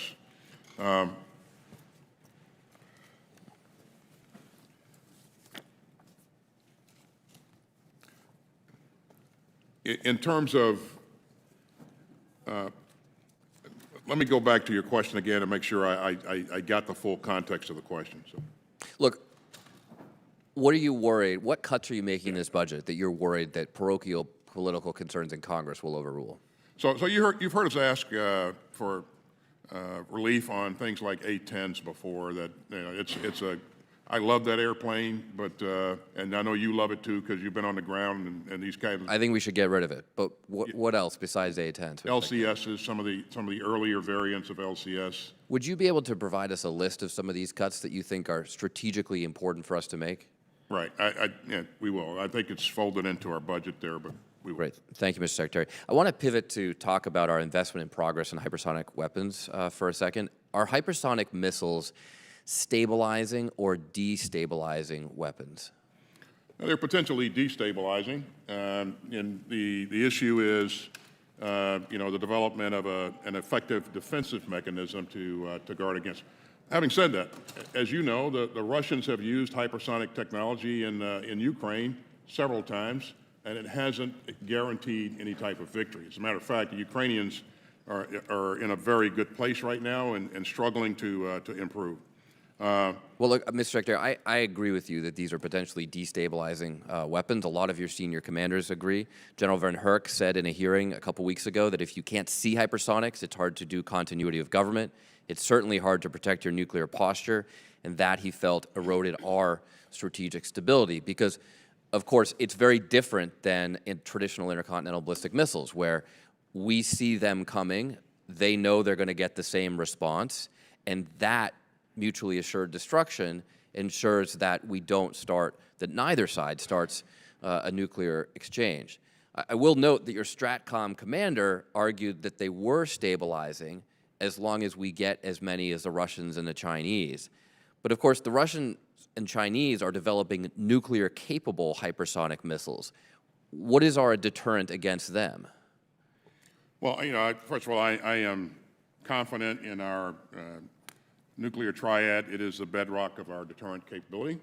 In terms of hypersonics, we're interested in investing in the quantities that support our warfighting concept. So we need some hypersonic capability, but we also need a number of subsonic, highly survivable. Mr. Secretary, I'm running out of time, but if I just may make the point that we're not even trying to match this capability that the Russians and Chinese have in nuclear-tipped hypersonic missiles, because our assured second strike, as the chairman laid out, with our traditional triad, is what deters their use. And yet it feels like we're in an arms race here trying to catch up with Russia and China for the worst reasons, because we're both rushing to get more of these hypersonics. They're fundamentally destabilizing. That makes the world less safe for all of us. And so I think it'd be helpful to hear not just a strategy to win this arms race, but a strategy to stop it. I'm sorry I've run out of time. Thank you, Mr. Chairman. Time's expired. Chair now recognizes Ms. Stefanik of New York for 5 minutes. Thank you, Mr. Chairman. I want to ask both Secretary Austin and General Milley about the unique role the 10th Mountain Division and Fort Drum play in great power competition. I recently had the opportunity to visit with Major General Anderson, who's doing a great job after the tremendous leadership by General Beagle up at Fort Drum, and we discussed General Anderson's Alpine initiative to return the 10th Mountain Division to its roots of cold weather operations and mountaineering. Given that both you, Mr. Secretary, and you, General Milley, were commanding generals at Fort Drum, you're very familiar with the post, with the unique strengths of 10th Mountain. What role do you see the 10th Mountain Division and Fort Drum specifically playing in outcompeting our adversaries in the Arctic? I think 10th Mountain Division can play a significant role and does play a significant role in that endeavor. I would also say that they're a multi-purpose division. It can, as they've demonstrated, they can go a number of places and be very, very effective because their strength is the quality of their people and their leadership. And that's been demonstrated over and over again. So. General Milley? Yeah, thanks, Congresswoman. A couple of things. First, they're trained in Arctic operations, so that's a key thing, and as we know, the Arctic's opening up. Secondly, is they're light infantry, so they can rapidly deploy. In fact, it's the most deployed division in the Army. The rapid deployment is key, and that acts as a strategic deterrent. They were one of the first units we deployed to Europe. In fact, we've got a unit just coming back from the 10th, and there's another unit going over from the 10th over to the Ukraine area. The third thing is they're optimized for urban combat as light infantry. They're very effective, and as the world becomes ever more urbanized, the probability is higher rather than lower that decisive fights, battles will occur in highly dense urban areas. So 10th Mountain has a lot of unique capabilities, and they bring to the fight rapid deployment, urban combat, mountain warfare, winter warfare, and it's a great outfit, it's a great port, it's a great place to work and live and serve our country. Yeah, thank you, General Milley and Secretary Austin. You took my line, General Milley. I always like to point out that it is the most deployed division in the U.S. Army since 9/11, and we're grateful for so many military families that I've gotten to know over many years. I want to shift gears here, still related to Fort Drum, but specifically missile defense. Iran has never been closer to a nuclear weapons capability and has demonstrated a space launch capability, which has a direct technical application to an ICBM. For over a decade, it's been U.S. policy to be ready for a third homeland missile defense site should the Iran threat mature. The previous NORTHCOM commander testified as long ago as 2015, an additional missile defense site would give us increased inventory and increased battle space with regards to a threat coming from the direction of the Middle East. And while you have both Iran increasing their development of nuclear weapons capabilities, as well as North Korea continue to develop their ballistic missile capabilities, I want to get your response to Fort Drum has been designated as a potential third site. Why that would be important to include a third homeland site to provide with more confidence to intercept any potential missile. Secretary Austin. I'll certainly defer to the work that we're doing being completed and looking at the results of that work. But certainly Fort Drum is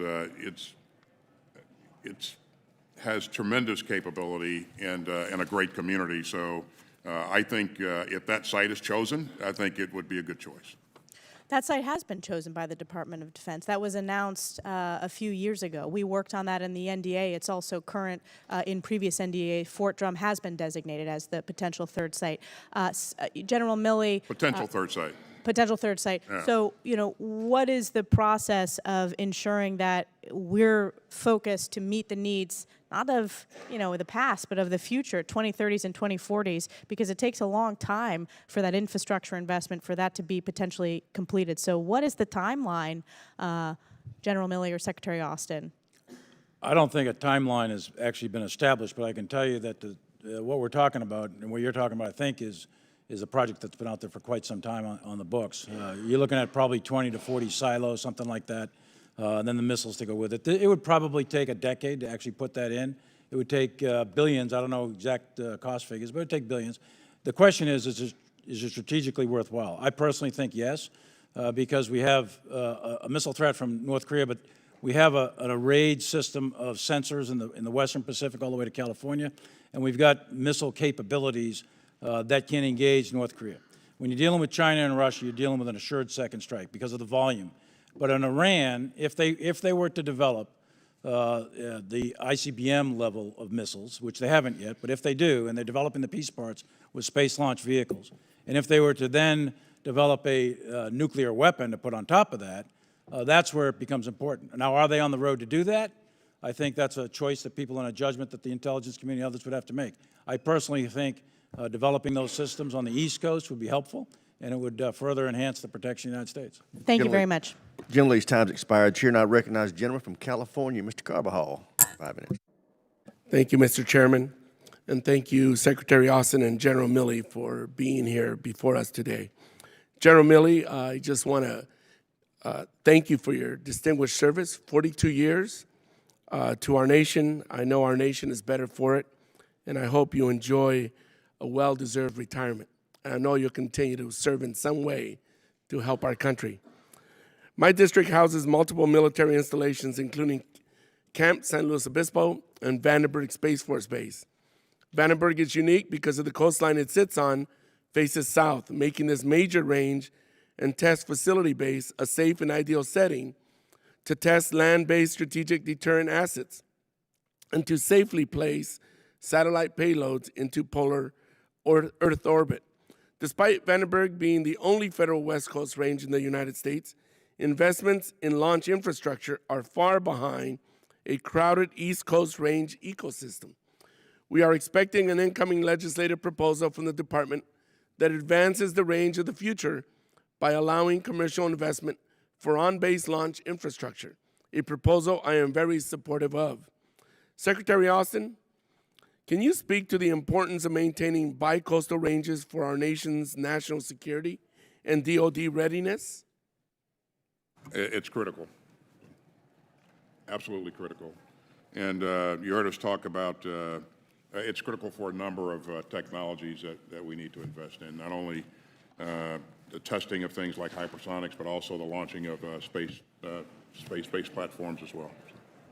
And the reason I raise it, Secretary, is if it's critical, then I think we're lagging behind the critical investments in infrastructure for it to continue to fulfill its strategic mission. And so I raise it in that fashion, and as you aptly characterize it, it's critical, but I think it needs to be matched by the investments we make in that range. I agree, and I think you may have heard me say earlier that one of the things that we did early on is, we reached out to industry and talked to them about what they needed to be able to speed up the development of certain capabilities. Ranges and testing facilities was one of the things that they raised.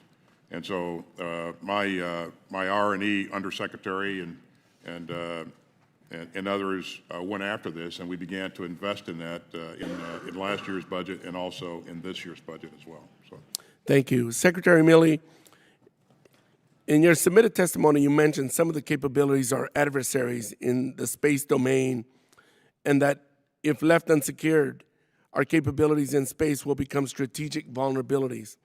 You call on Congress to support a significant increase in the budget for space capabilities. Can you expand on what you think this increase in investment should look like? In your opinion, what space capabilities should Congress be focusing on to ensure our space assets are secure? Well, I think this budget's got over $30 billion, I think, in space assets, which is critical. And then the development of Space Force was really critical in the last administration. That's being carried forward here. In terms of the domains of war, you've got the traditional ones of land, sea, and air, and subsea, but you now have cyber and space. And that country that has significant, robust, resilient capabilities in space is likely to have a decisive advantage at the beginning of the next war, if there is a war. Hopefully there won't be. So what do we need? We need resilient, robust, and lots of space capabilities, both offense and defense. We tend to invest in very, very high-tech, unique one-of sort of satellites. What we really need is lots of little satellites. We need the ability to sense and see. We need the ability also, if necessary, to communicate. A lot of our communications, our GPS systems rely on space. So building that and making it more resilient, more robust, and redundant, survivable, if you will. And I think a lot of smaller systems in space, rather than really big ones that if the Russians or the Chinese took them out, we would be blinded. I think that's the key for right now. There are offensive capabilities, but we're not prepared to go there yet in a public forum. Thank you. Can you elaborate on the cyber capability, the cyber framework that we have in place in DoD across the services or the departments? Well, as you know, we have a unified command of cybercom led by General Nakasone, who's dual-hatted as the NSA. And that command, each of the services have components to cybercom. And we've got cyber protection teams for defense, and we've got cyber teams for offense. And we have, without going into a lot of detail, I would tell you that we have an incredible cyber capability that can do incredible damage to an adversary on the offense. And the cyber command, in combination with NSA, does a lot of work to protect our infrastructure, our information technologies, et cetera, particularly in DoD. Gentleman's time's expired. Thank you. Chair now recognizes gentleman from Tennessee, Dr. Desjardins, for 5 minutes. Thank you, Chairman Rogers, and I would like to thank our witnesses today, but mostly I would like to thank the men and women who are serving in our military that you all have the honor to lead. I want to discuss some readiness issues with you today. There was a poll that was done earlier this month by Wall Street Journal and NORC, which is a nonprofit research group out of University of Chicago. It's entitled "America Pulls Back from Values That Once Defined It." And without objection, I'd like to submit the poll for the record, Mr. Chairman. So two of the main points that I gleaned from this were that comparing to 25 years ago, the number of Americans who rated patriotism as very important was 70%. Now, 25 years later, that's 38%. There were several topics. Religious faith was 62%, now it's 39%. I think you already discussed earlier that we have recruiting problems. Excuse me, I just want to make sure that people know the gentleman propounded a UC, and without objection, it's accepted. Thank you, sir. The AP says the Army missed its recruiting goal by 15,000 soldiers, which I think was 25%. The NBC News says every branch of the military is struggling to make its 2022 recruiting goals. In Tennessee, we had a delegation meeting. We're having problems filling our academy slots, which has never happened before. We used to have way too many good applications to deal with, and we had to disappoint people. But all of that is very concerning. So I guess I think you both acknowledge that there is a problem, and COVID seems to be the most likely scapegoat that's going to get brought up today, and certainly it caused some issues. The administration made a call during COVID that probably exacerbated the problem, and it became more about following orders than keeping people healthy. But at some point, maybe it would be expedient to admit that maybe we were wrong and that we should reinstate people and rebuild the force that we lost from there. But our country seems to send conflicting messages about what our objectives are, whether that be in Ukraine, what we're going to do with Taiwan, North Korea, or Iran. And I understand the concept of strategic ambiguity, but sometimes for the American people, they need a clear message to where we're going. But back to the issue at hand, why are we having problems with recruiting? And we know there's been a lot in the news about wokeism and DEI, which diversity, equity, and inclusion. We can maybe focus on equity because it should be equality. Everyone should have a fair chance to achieve the same goal, but equity tips the scales for certain undefined reasons that makes it easier for one person to achieve success and over another. And I think that affects morale, and I think it's affecting recruitment. And I do want to get your opinion.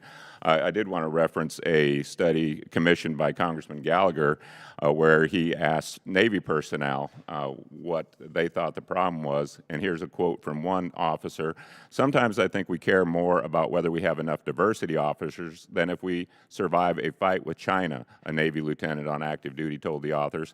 "They think my only value as a black woman they think that is my only value, but if you cut our ship open with a missile, we'll all bleed the same color." The report also found that almost 94% of sailors being interviewed believe the Navy suffers from a crisis of leadership and culture. Sailors told the authors that the fleet suffered critical loss of focus from primary purpose, and this is pretty critical considering the threats we face. So, General Milley, I guess I'll start with you. You've served us for 43 years. You mentioned this may be your last hearing, so when you're retired and you're sitting there with your fellow patriots who served and watched great changes occur in our military over 40 years, can you look them in the eye, can you look us in the eye today and say that the DEI and wokeness strengthened our military or weakened it? Well, I would tell you that the purpose of those programs is, e pluribus unum, to build teamwork and so on and so forth. And in some cases, it may not be working out that way, but that is the purpose of those programs. But I would tell you that and I get around the military quite a bit, and granted, as a chairman, there's going to be lots of filters and et cetera, and people are going to paint rocks pink when you do. But I've been around long enough to figure it out. And I've been on the ships and planes and forts and bases, et cetera. The military I see is a military that is motivated. And the folks that are in the military, We have the highest re-enlistment rate in 50 years of the Okay, I'm going to stop on that because that doesn't match the facts. You know, we see China continue to achieve their military objectives at an alarming pace. Well, we seem to be chasing our tails with systems that are obsolete before we field them, and our adversaries are finding ways to defeat them before we get these systems built. It happens in space, hypersonic, shipbuilding, and even relationship building. So I think our number one purpose here in Congress is to provide for the common defense. I don't care how much it costs, but we need to do it efficiently and effectively. I agree with you. Gentleman's time's expired. Okay. I do want to take a moment here to inform the witnesses and the members that about 12:15 we're going to take a 10-minute courtesy break. But with that, we'll move to Mr. Keating of Massachusetts for 5 minutes. Thank you, Mr. Chairman. Thank the ranking member. And Secretary Austin, Ms. McCord, thank you for your service. General Milley, all the best in the next chapter. Those of us in Massachusetts like to take a little pride in where you came from originally, and as well as your predecessor. And thank you for that service. Now, Putin has, clearly made some of the most outrageous miscalculations of any leader in modern times.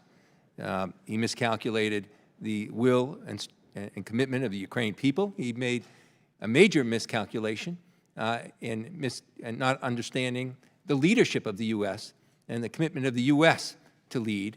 And he made another miscalculation in not understanding how our allies, our transatlantic allies in particular, but even our global allies, even beyond NATO, how they're banded together so coherently and strongly under this leadership.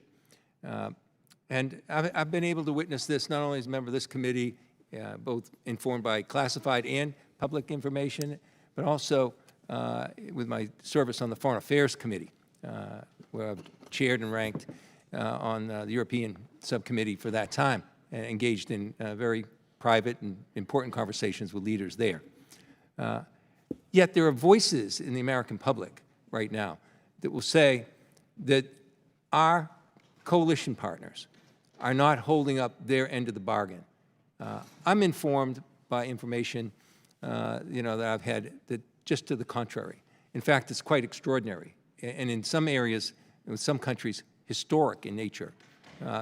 But can you take this opportunity to inform, from your perspectives, the American public that they're wrong? Because we have people voicing those concerns and using that as a justification to say the U.S. shouldn't be committed to Ukraine because these other countries aren't holding up their end of the bargain, when I've been informed that they clearly are. But can you take this moment here in front of this committee to just inform the American public that level of commitment that exists there, and how strong it is, how important it is, and how they are carrying great weight? Well, thank you, sir. I think you're exactly right. As you know, I meet with 50-plus nations, the ministers of defense of those nations every month. And in those meetings, what I see displayed is a strong sense of commitment and unity to support Ukraine for as long as it takes. As a matter of fact, that's the language that I hear them employ. Some of those countries, especially the smaller ones, have given a lot in terms of the percentage of their GDP, and they're looking for ways to do more.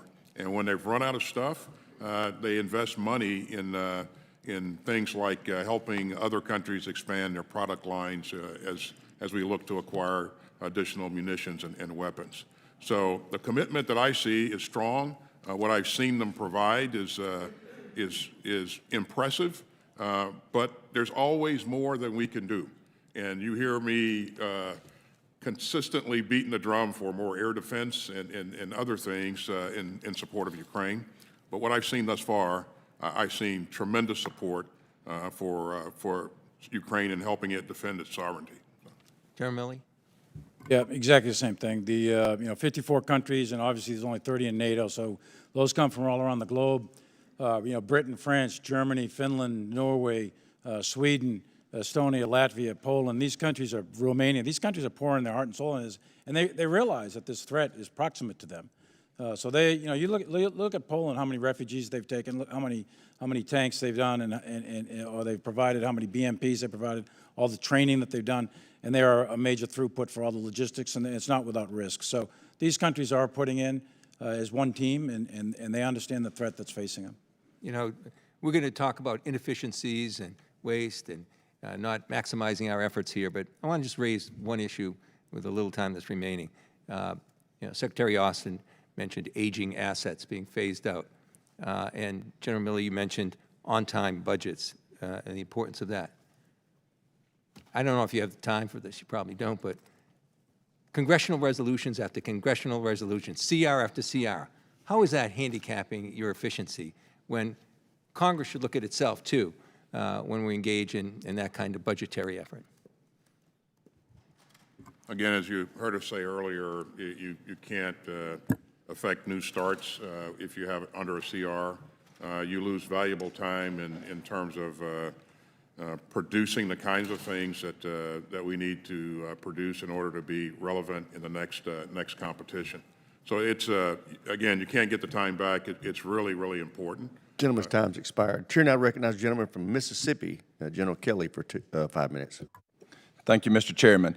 My first one is a comment, and I don't really, but right now, it is taking over 8 months on average to pay a traditional soldier when they retire from service. That is unacceptable.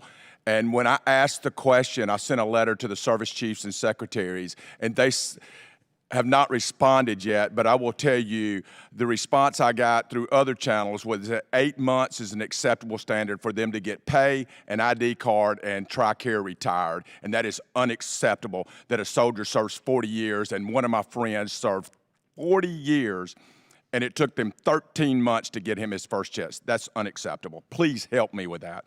Number two is Chairman Milley and Secretary Austin, I know you are both huge proponents of this programs, but IMET and SPP, we have got to go head-to-head and work with the State Department to make sure that we are the next generation of leaders in other countries, that we're using IMET, which is our military education program where we train junior officers in countries who wind up being SecDevs and of those countries, and also the state partnership programs to use those resources wisely, which you guys are doing a good job. We just need to continue to invest in those programs.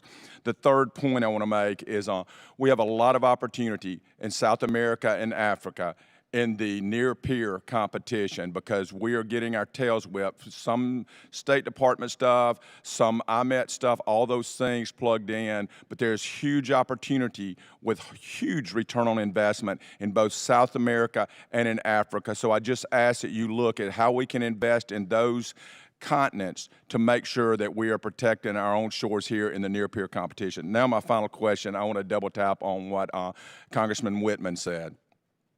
We cannot divest to increase our power. And I don't feel the sense of urgency with all of DOD in this nation, quite frankly, across the board.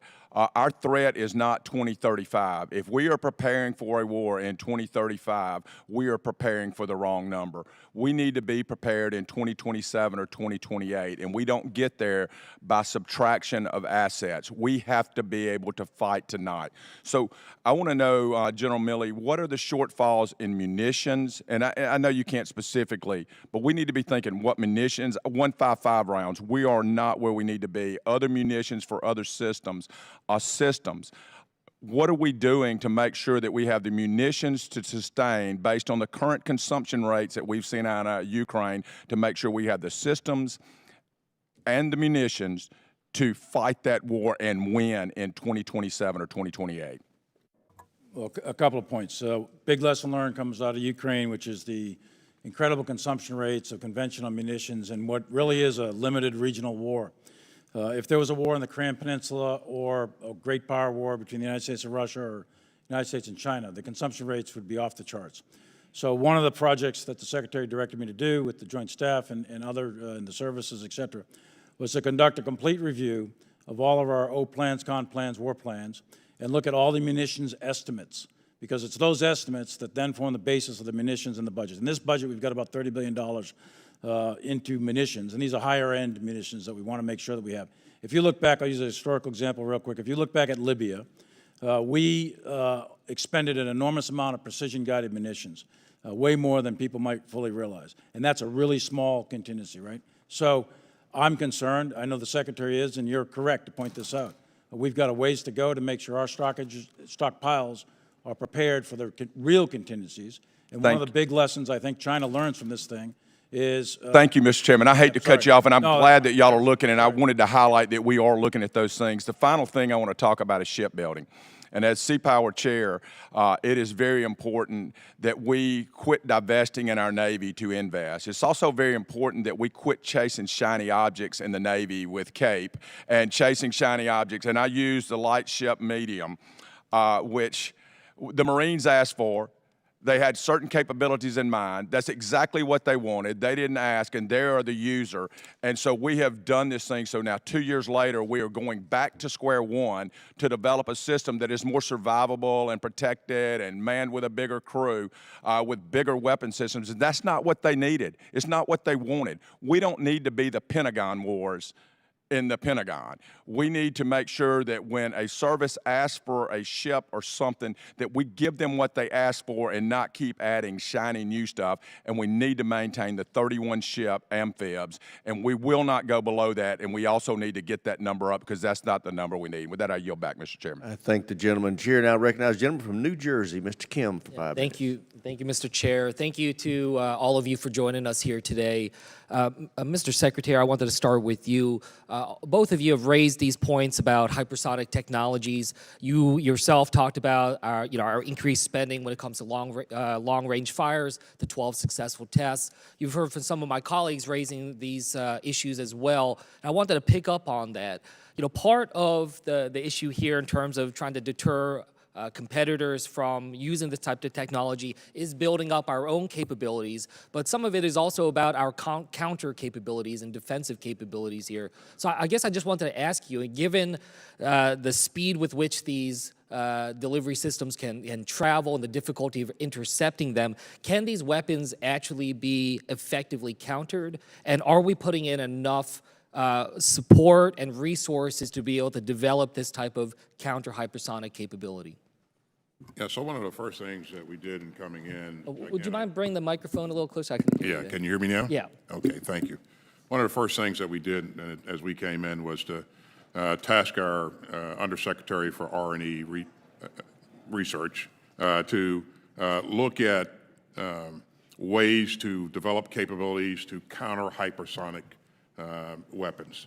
And that work has been ongoing.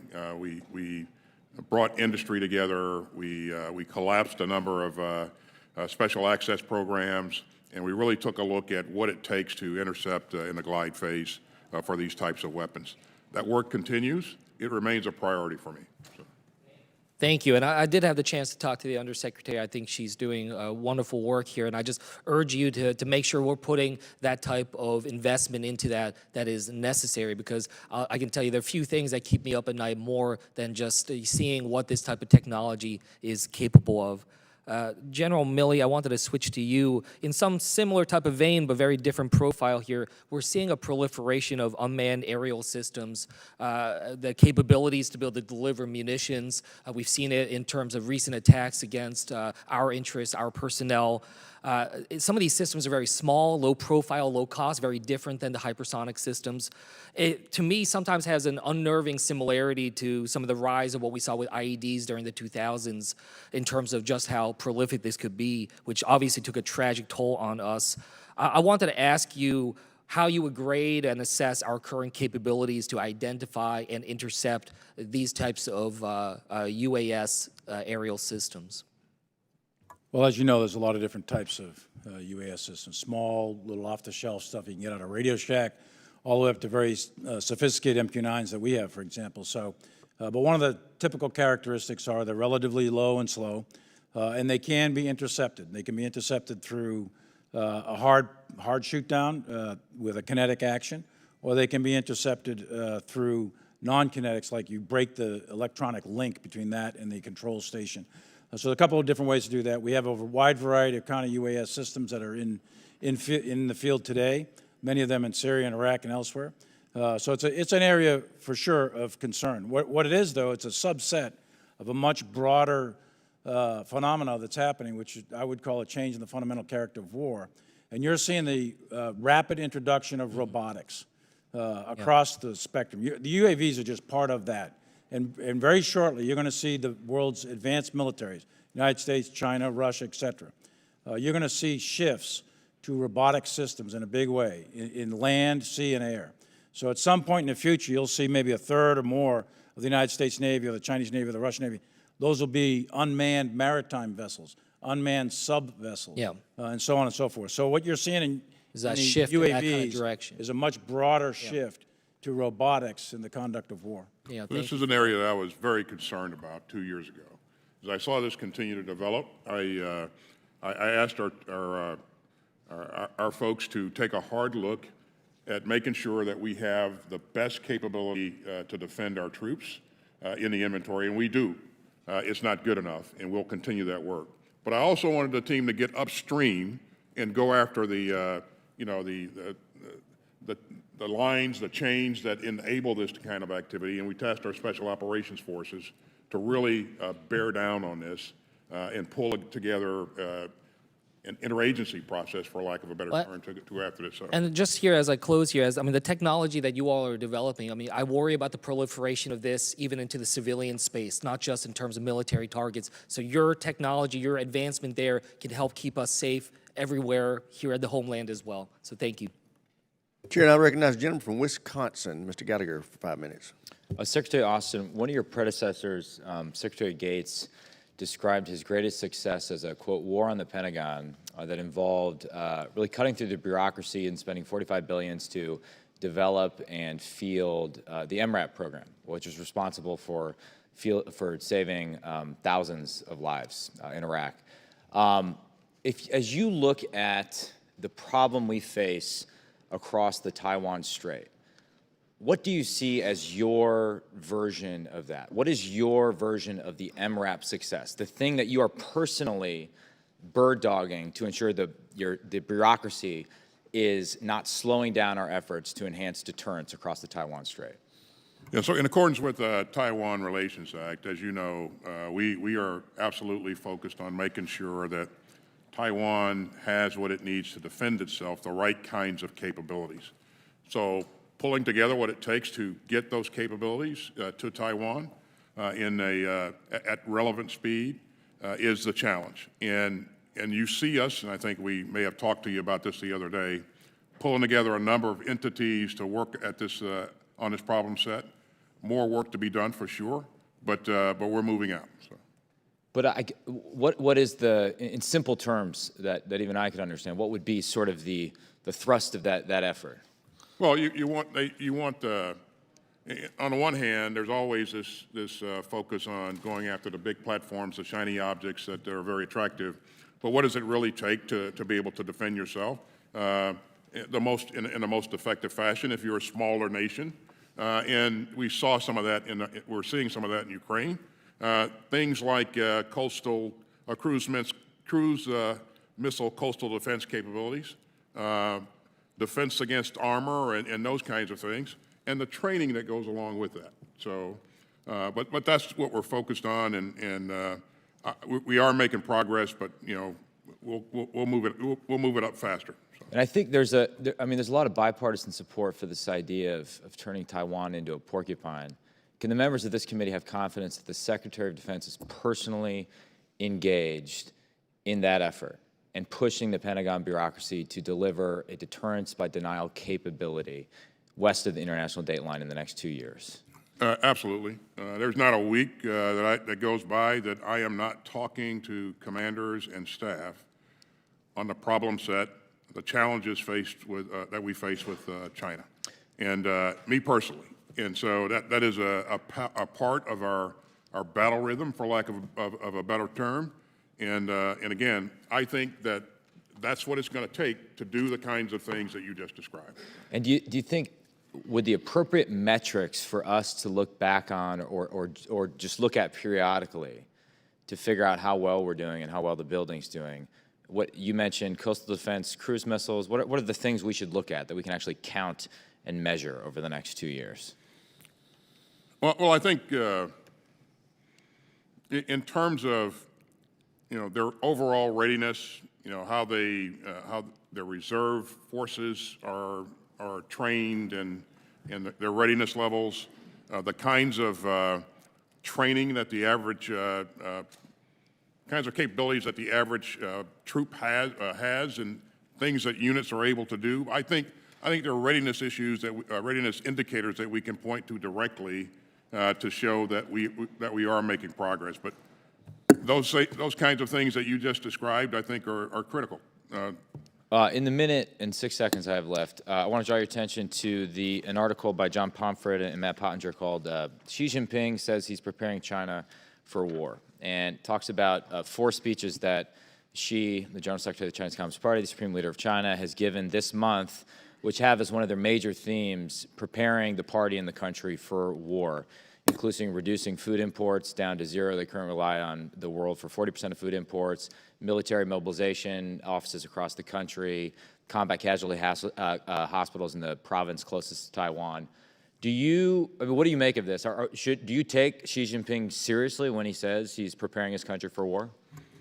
We take, certainly we take Mr. Xi seriously. But I will say that I don't think that an attack on Taiwan is imminent nor inevitable. Having said that, we need to make sure that we maintain a combat credible force that can deter any adversary from making a bad decision on any given day. Gentleman's time's expired. Chair now once again visits the great state of New Jersey. Ms. Sherrill's recognized for 5 minutes. Thank you, Mr. Chairman. And I do want to express my thanks as well to General Milley for his over 40 years of service. And as we know, when someone serves, their whole family serves. So I'd also like to express my sincere appreciation to your wife, Holly Ann, and your 2 children for their service. We do owe you and your family a huge debt of gratitude. So thank you very much. I would also like to enter into the record a letter led by Senator Shaheen with 37 of her colleagues, a letter to you, Secretary Austin, expressing their strong support for the department's personnel policy related to reproductive health care. So I'd like to associate myself with their sentiments and enter it into the record. Without objection, so ordered. Thank you.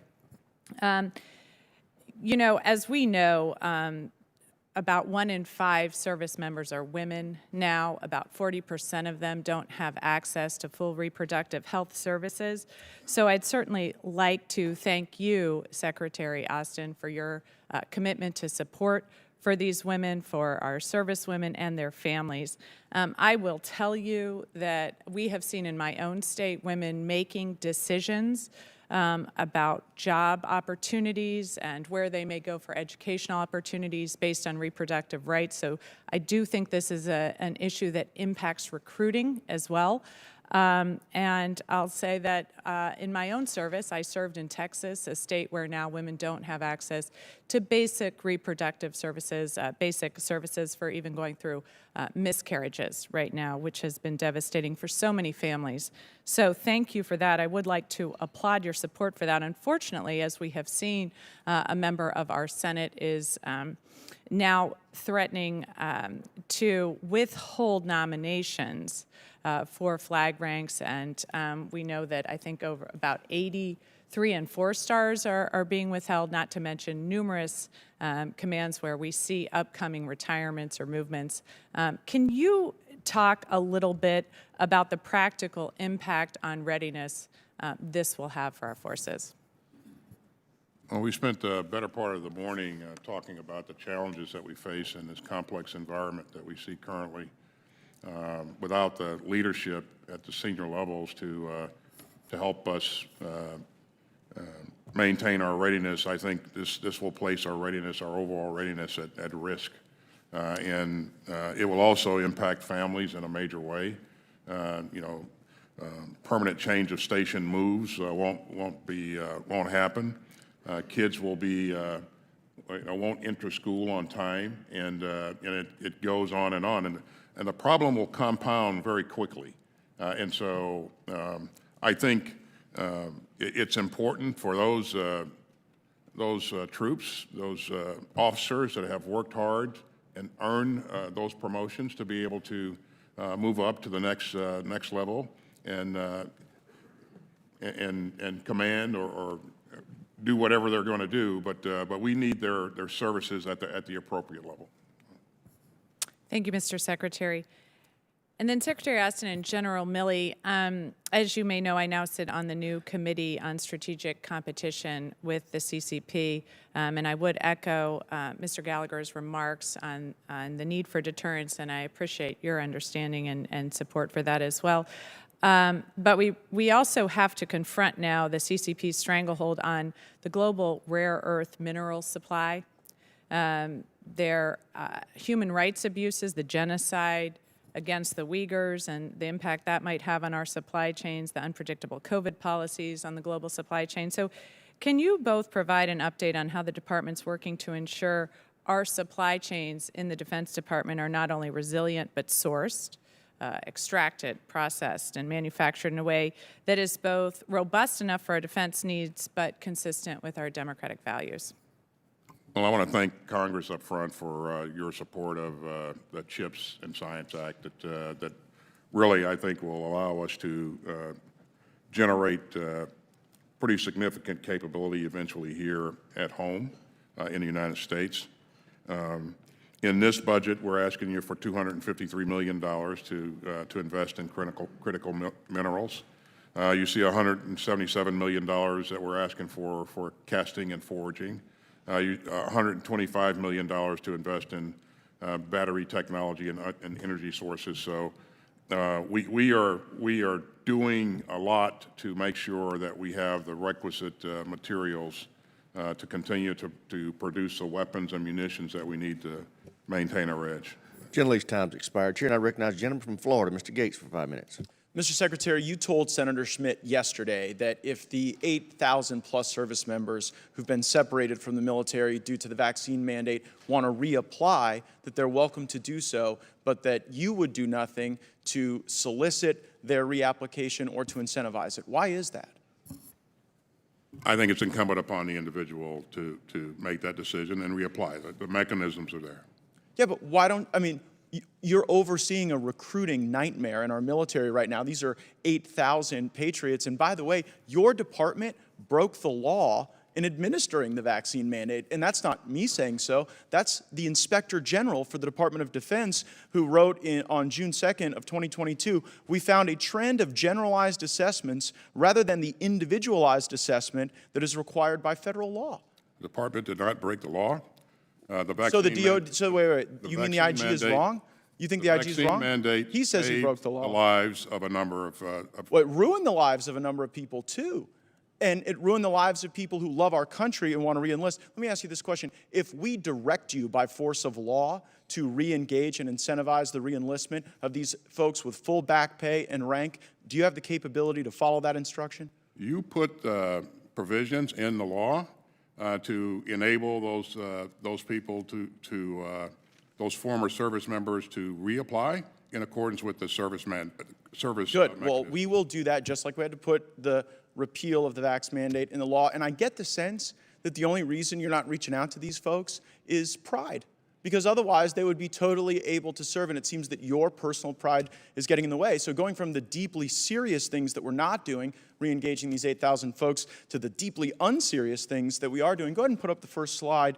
I guess my question is, how much taxpayer money should go to fund drag queen story hours on military bases? You know, drag queen story hours is not something that the department funds.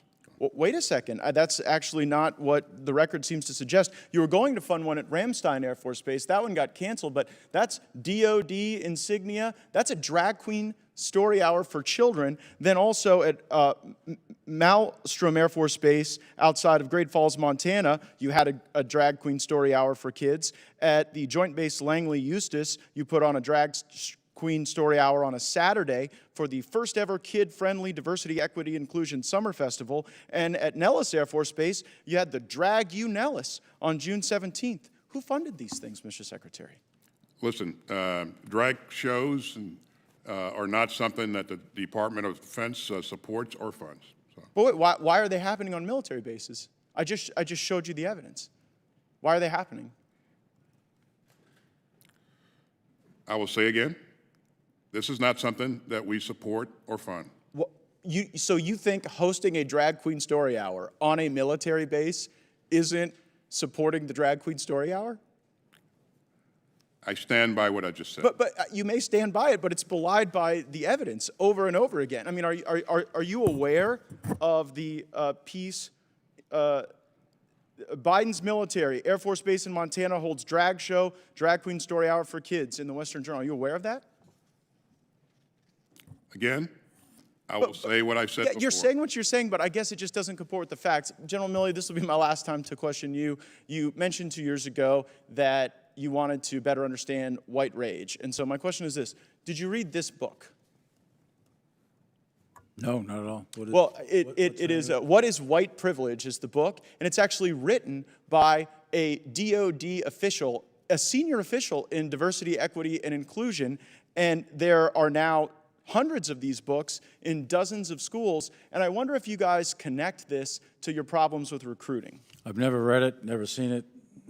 Frankly, I don't even think about that stuff. I think about Put up the readiness. next. Go ahead and put up the next About the slide. readiness of the force. Go ahead and put up the next slide, please. Okay. Well, in the next slide, this is a tweet by one of your employees in charge of diversity, equity, and inclusion, and it's patently racist. They say that she had to give Karen the business, that she talks about caudacity, presumably of Caucasian people. So I guess Terrible. why does the look at well, why is that person You're not so getting an low? argument from me. That's terrible. It's wrong. She shouldn't be doing that. Period. Should she be fired? I don't. That's a DOD employee, not U.S. military uniform. Should they be fired, Secretary Austin? Again, as you heard in your subcommittee here, this incident was investigated, and they're of course still this- employed. Mr. Chairman, I have a series of unanimous consent requests since my time has expired. Without objection, so ordered. First is Joint Base Langley Eustis holds drag show at kid-friendly festival. And the next is U.S. military defends drag show at largest training center as, quote, essential to morale.